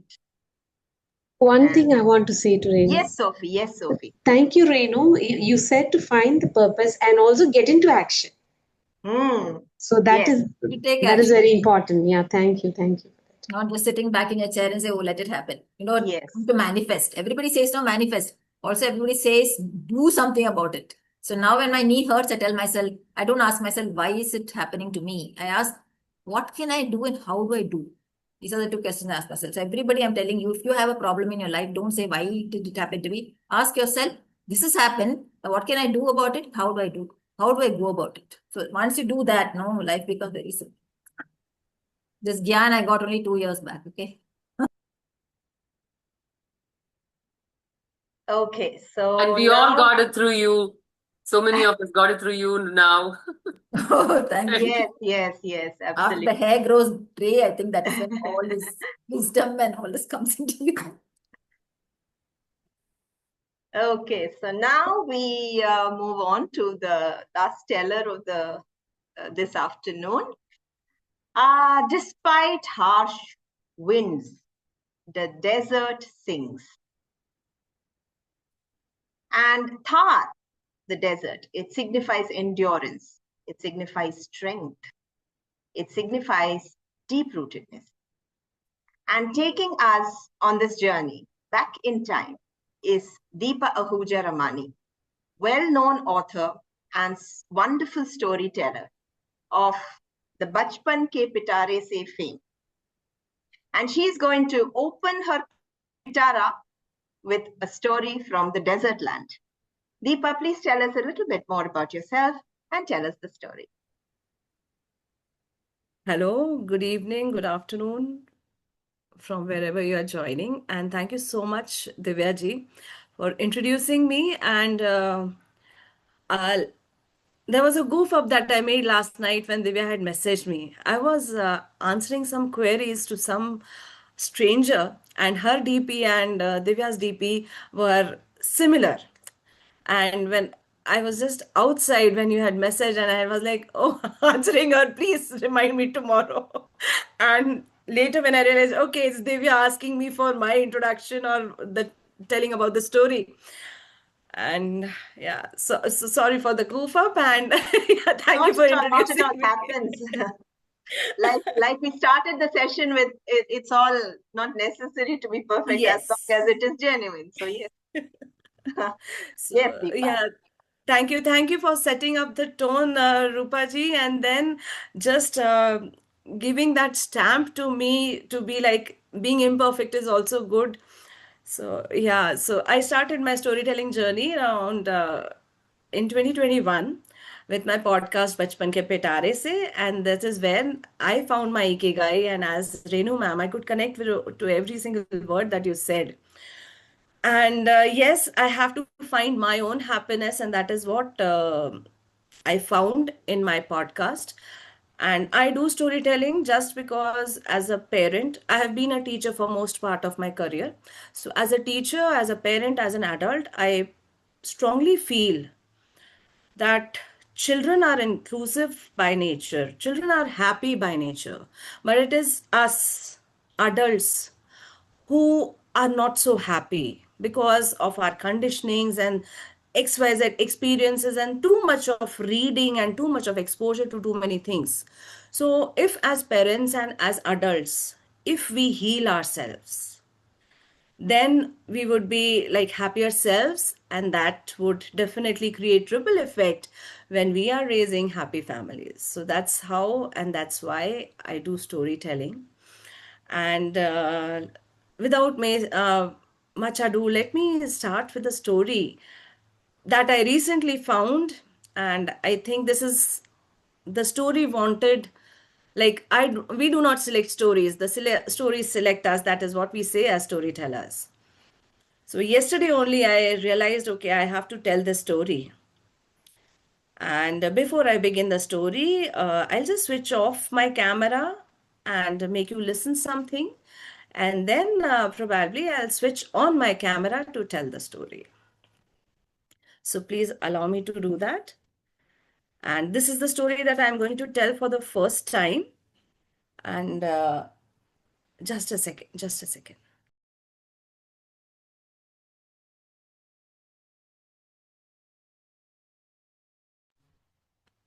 Yeah. So let me sing something and take you to the land from where the story comes.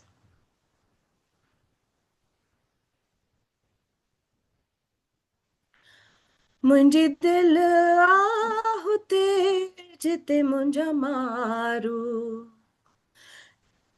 Umrao बींदड़ा पुछा कोयला जिते मुंहिंजा मारू जिते मुंहिंजा मारू हड़ा जिते मुंहिंजा संगी अड़ा जिते मुंहिंजा मारू जिते मुंहिंजा मारू.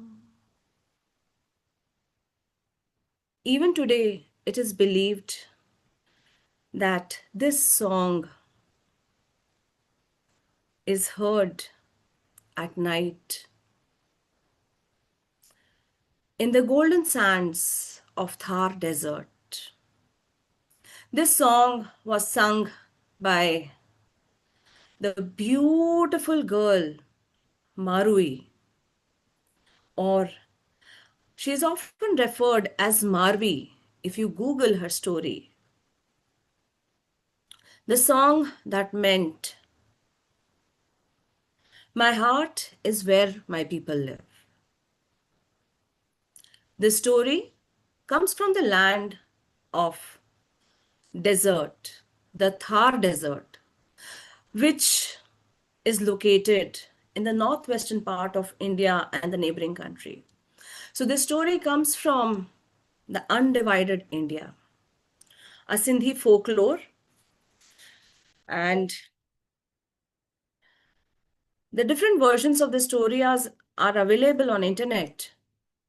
But the story, the version that I choose to tell today, I have adapted it from the folk story or the internet references, Lok Katha, Sindhi Lok Katha, Sindhi folk tales, on Wikipedia, and a channel called Doorway to Sindh and Sindhi Sangat. These are the different channels from where I adapt this version of the story. And I feel so connected to this story because when I started looking for this story, a proper folk tale, being a Sindhi and a person from Sindh who has not seen her native, I've just heard in the legends. And the original story, the original version from where we all get these different versions, have been mentioned by a 17th century Sufi poet called Shah Abdul Latif Bhitai in his very famous Shahjo Risalo. It's a book, the epic that he had written. So the story is set in the golden sands of the Thar Desert, in the times when Sultan Muhammad Tughlaq ruled the Delhi Sultanate. And in the Thar Desert, there was a small territory called Umarkot. But in some stories, we listen to this reference as Amarkot as well. And the ruler of this Amarkot or Umarkot was Umar Sumuru, the king Umar Sumuru. And in his kingdom in the Thar desert, there was a small village called Malir. And in this small village called Malir, the locals who inhabited this village were nomads. They were herdsmen, and some of them even had a small piece of land that they could cultivate. And in this village of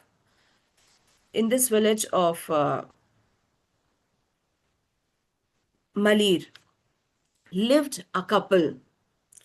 The name of the man was Palano. In Sindhi, we will call as Palano, and in English, if we call his name as Palini. He lived with his wife, Madui, and they lived a happy and contented life. They had a small piece of land that they cultivated, and they were herdsmen. There was a beautiful daughter who took birth in their house. And it said, this beautiful daughter, the daughter who was born to this couple, was so beautiful, that they named her Marui or Marvi. I would prefer to call her Marui because this is a beautiful name, which means moon-faced. And as she grew, her beauty grew. This is not the story of a princess who lived in riches or in palaces. She was a simple girl, a simple village girl who lived life in poverty, happy and contented with what she had, happy with her community. Her grace and beauty were, however, unmatched. And those days, it was very common that the individuals were married in their childhood. So child marriage was common those days. And even Marui was engaged to a person called Khet Sen when she was young. And as they grew together, their love also grew with their age, their experience, and the immense sand, the desert of Thar. And in Sindhi, people often refer to Thar desert, as we call it in English, as Thar. So with the love blooming between both the lovers, they were soon to be married. There was a helper named Fogsen who was appointed by Palano, Marui's father, to help him with rearing the sheep and cultivate the land. Now Fog was also in love, deeply in love with Marui. He wanted to make her his bride. But he also knew that she was engaged. But in spite of being a servant or an employee of Palano, he had the audacity of asking for Marui's hand to her father. Palano, Sain Palano, Mukhe tunji dhiye dadhi thi vane. I love your daughter. I want to marry her. And listening to this, Palano was enraged. How dare you? And listening to this, he just dismissed Fogsen from his services. And Fog felt insulted. He felt bad and he was so jealous. And he decided to teach them a lesson. And after a long time of thinking and thinking and thinking, he goes. He goes and he thinks what to do, and he goes to Umar Sumru, the king of the land.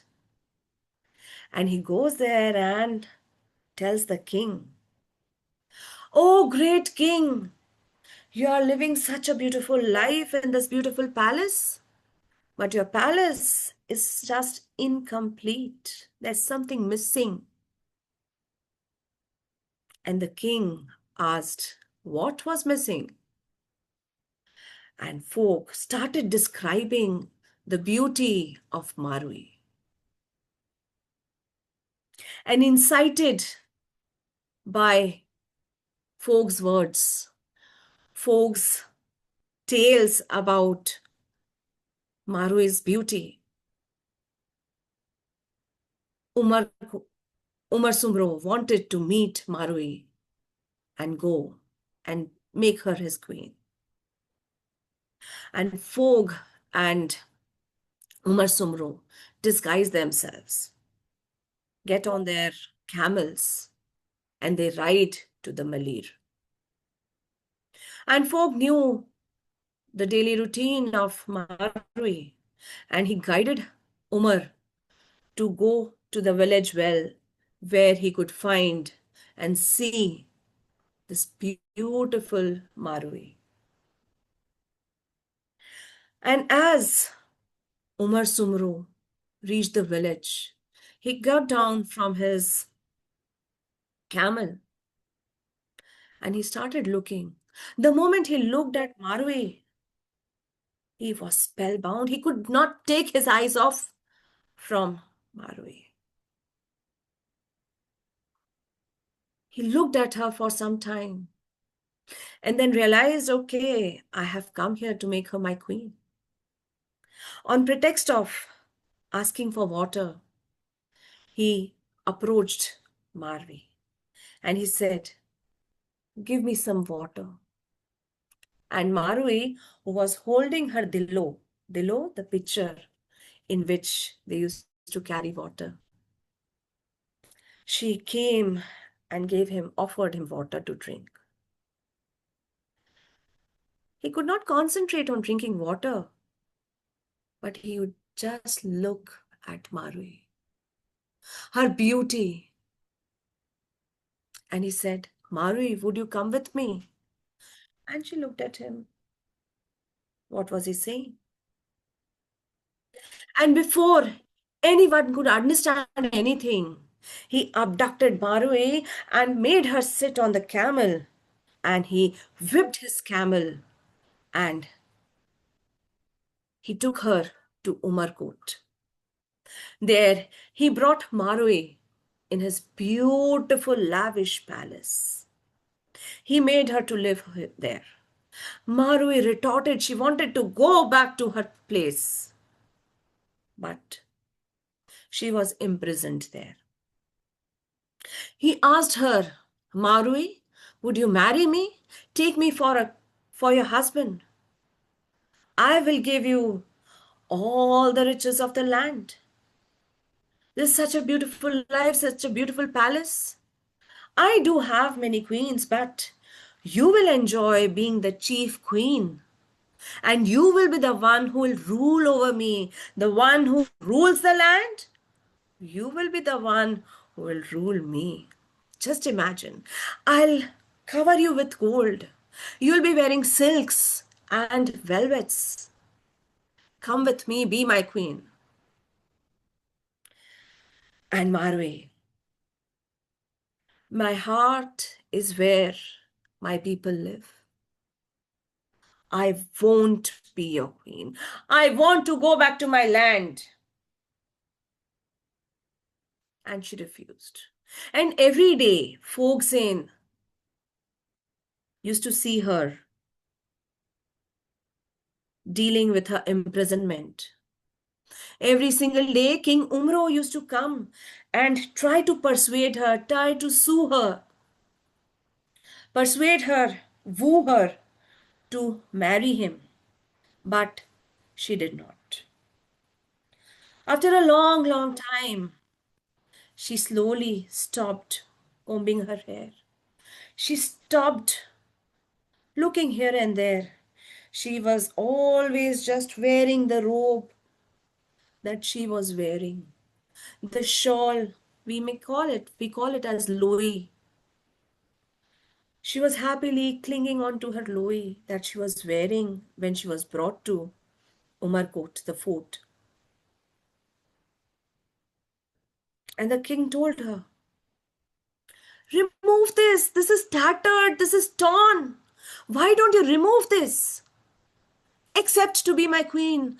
You'll be wearing such beautiful robes of silks and velvets. Just remove this. And she still clung on to her loi. She said, O king, what could you give me? What could you offer me? I do not want. Is there anything that I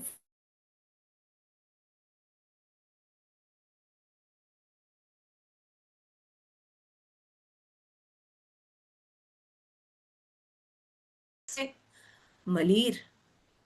And this loi, this is priceless. You couldn't offer me even the 100th of it.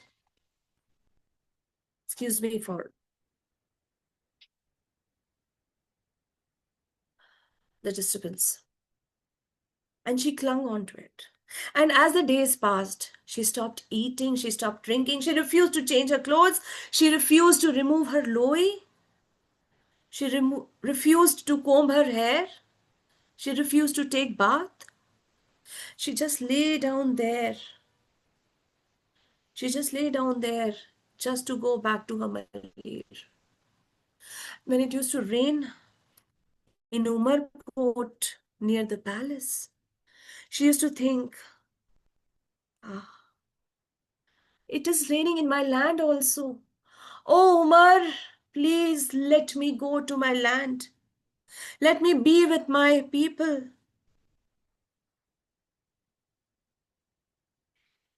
And Umar Sumro would feel helpless. In spite of his riches, he could not woo this simple nomad girl, the herds girl. One day he says, I will make you a better shawl than this. Leave this, this is tattered. You are suffering, you're struggling. And she says, this is 100 times better that you could offer. This is priceless, do you know? This has been made by the most expensive and the priceless wool, the wool that we get from the newborn sheep. Listening to this, Umar Sumro said, ah, what is this? I'll summon all the herdsmen to send me the wool of the newborn sheep. I will make you the best of the shawl. How can you create it? How could you make it even after getting those wool? And she said, every design, all the knots that have been made here, the colors that you see, this shawl has been made in a meditative state. Every single knot, every single tie and dye design that you have seen in this shawl has been made in a meditative state, and every single knot reminds me of the presence or the time that I have spent in the Lord's praise, the God's praise. You just cannot give me anything. And Jesus just laid down there. Umar Sumro realized that he could not offer her anything. And he said, he also started wondering what kind of lady she is. And he also started approving of her love to her land, to her people. He was fascinated. How could this herdswoman, the woman who lives in the jungle just like animals, cannot be tempted by so many riches? And she again said she was very weak. She grew frail of not eating anything, she said. One day, King Umar Sumro, please listen to me. Please Listen to me, I just beg of you of one thing. Whenever I die, if I die in your imprisonment, take my body to my land, Malir. Just lay my body there. May the creepers of my native soil cover my body. I would live, though dead. I would live there if I am buried in Malir.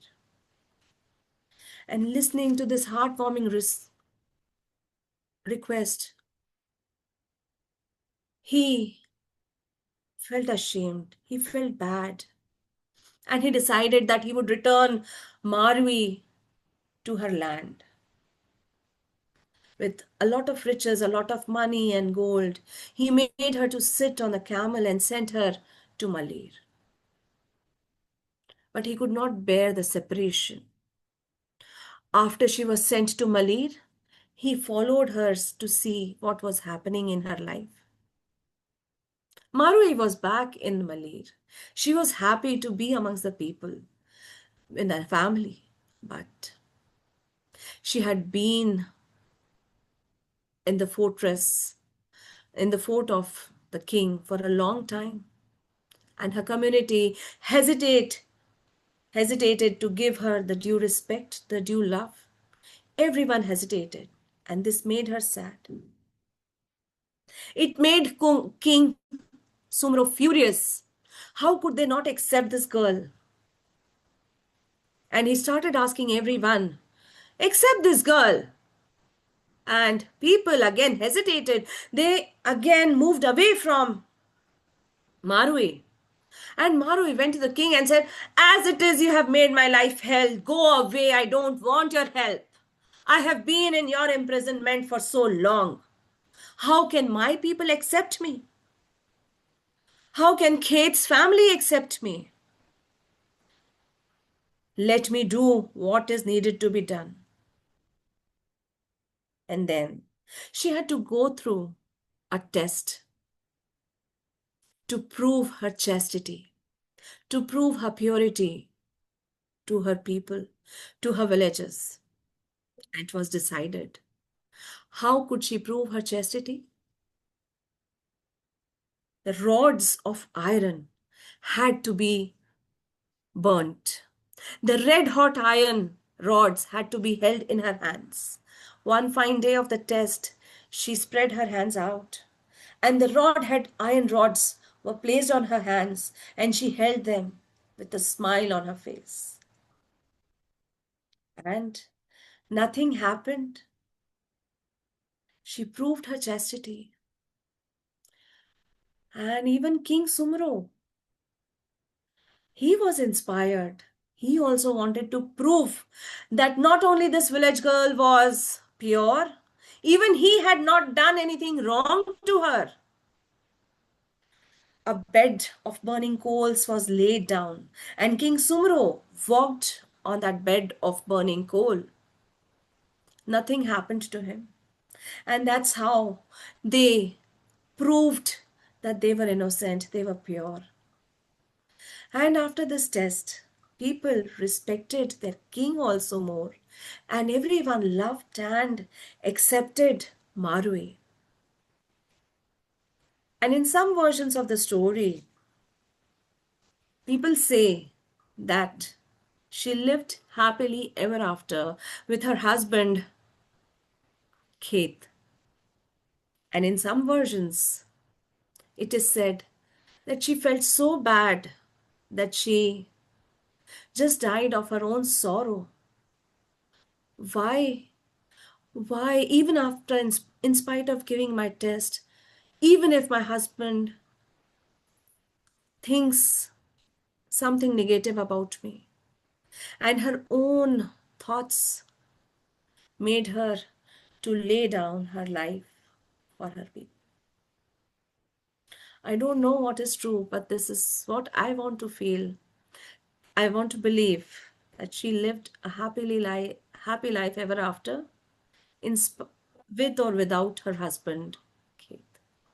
And that's all for my presentation. Thank you.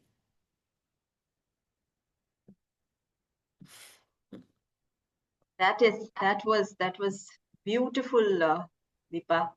Wonderful narration, and you took us through through Sindh. I feel you brought Sindh, the imagery of Sindh came, and how poignant that story was. Like she chose sand over the silks that she wore. Yes. And even though she was held captive, she felt she wanted to be free, and she was steadfast in that she had to go back to her land. It's unfortunate that she had to give a test and all that. Like, it reminds us of Ma Sita in a way. Yes.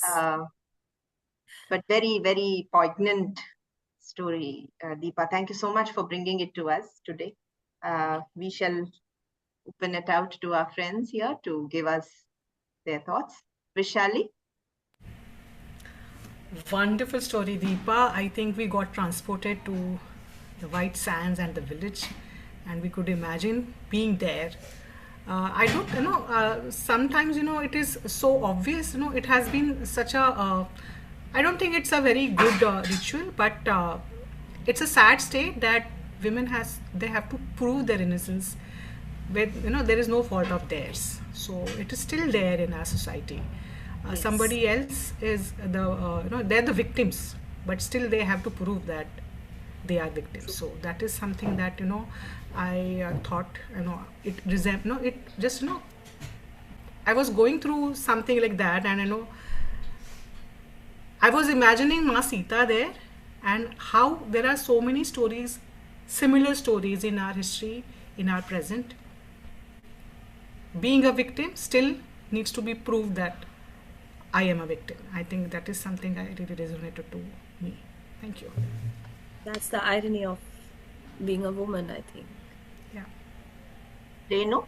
Yeah, I found a lot of parallel with the story of Sita and Rama, where Sita is also captured by Ravan and kept imprisoned, and the fact that she also has to prove her chastity. But these kind of stories make me feel very disappointed. Not with your narration, not with the story, but the little part where, she has to prove herself.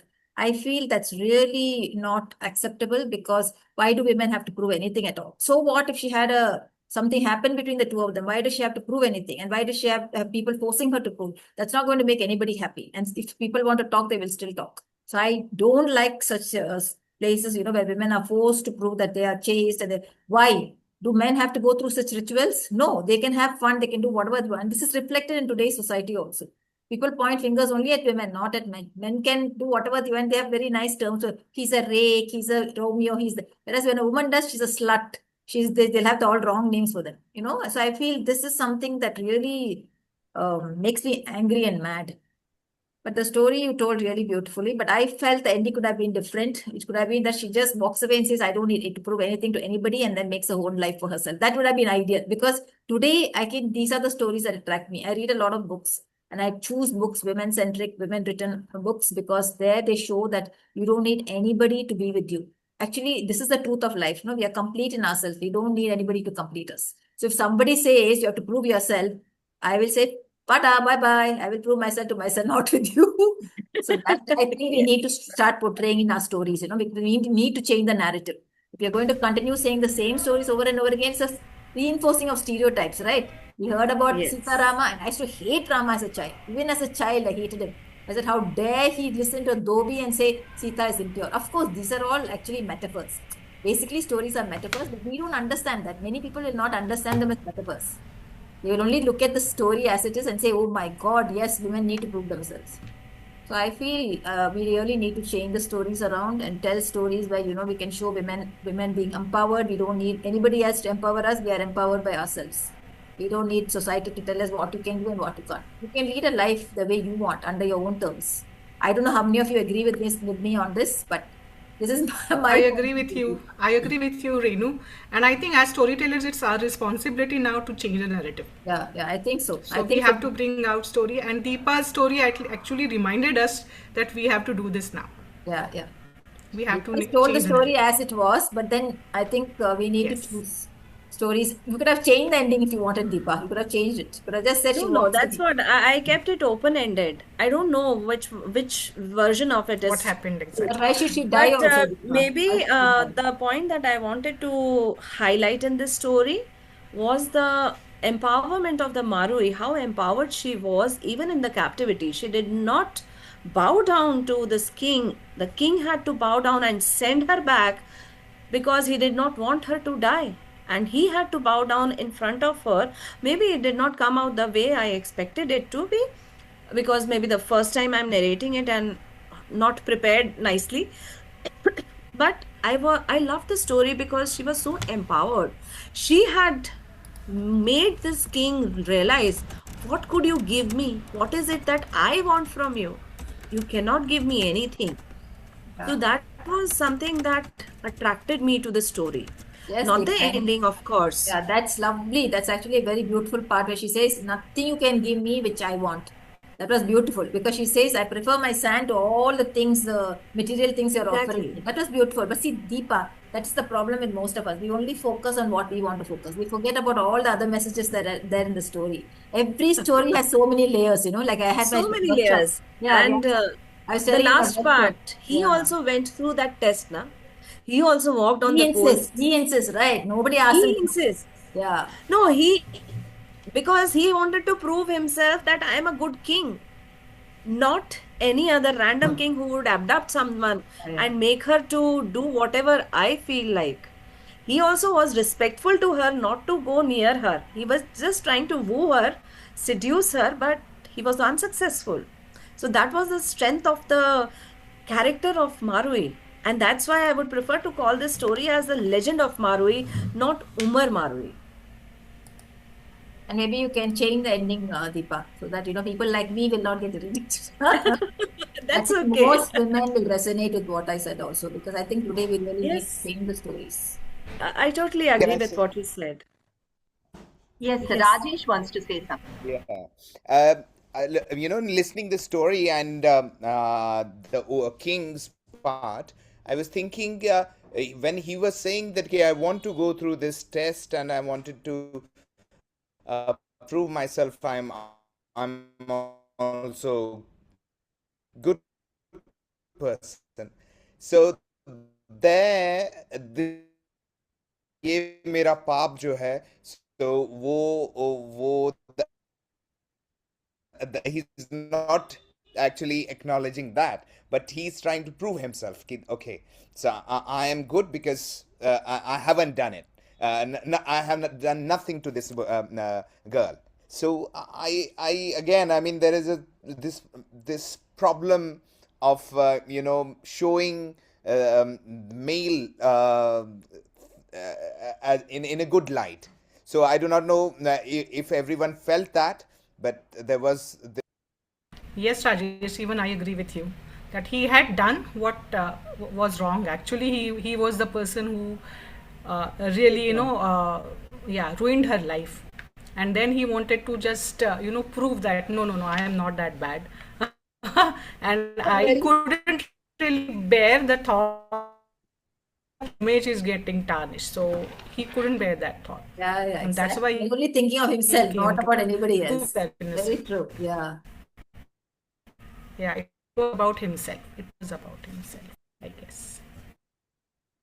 Wonderful. I think we kind of went past the scheduled time a little bit, but it's fine because there was no following session. And also the discussions that ensued after each story were so, they came from the heart. They spoke to us very, very deeply. I think they induce so many feelings in all of us, each and every story.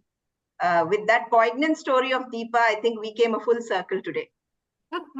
We started with pursuit of perfection, and then we sought a purpose. We went where the winds and the waters took us. We went with the flow, and we found ourselves back at home. So yeah, it was wonderful listening to you amazing storytellers today, and I'm sure everybody had a great time. Thank you so much, dear Roopa, Deb, Vrushali, Renu, and Deepa for sharing your stories today. And until we meet next time, bye-bye. Thank you, Divya. Thank you very much for hosting the session so gracefully, so kindly, so beautifully. Thank you very much. All the work that you have put in, really grateful. Thank you. Thank you so much. Thank you. Thanks a lot. Thank you, Chennai Storytelling Festival, Divya, Eric, and everyone who is working behind the scenes non-stop to give us such lovely stories and such sessions. Thank you, Divya. Bye, everyone. Thank you so much. Thank you so much. Thank you.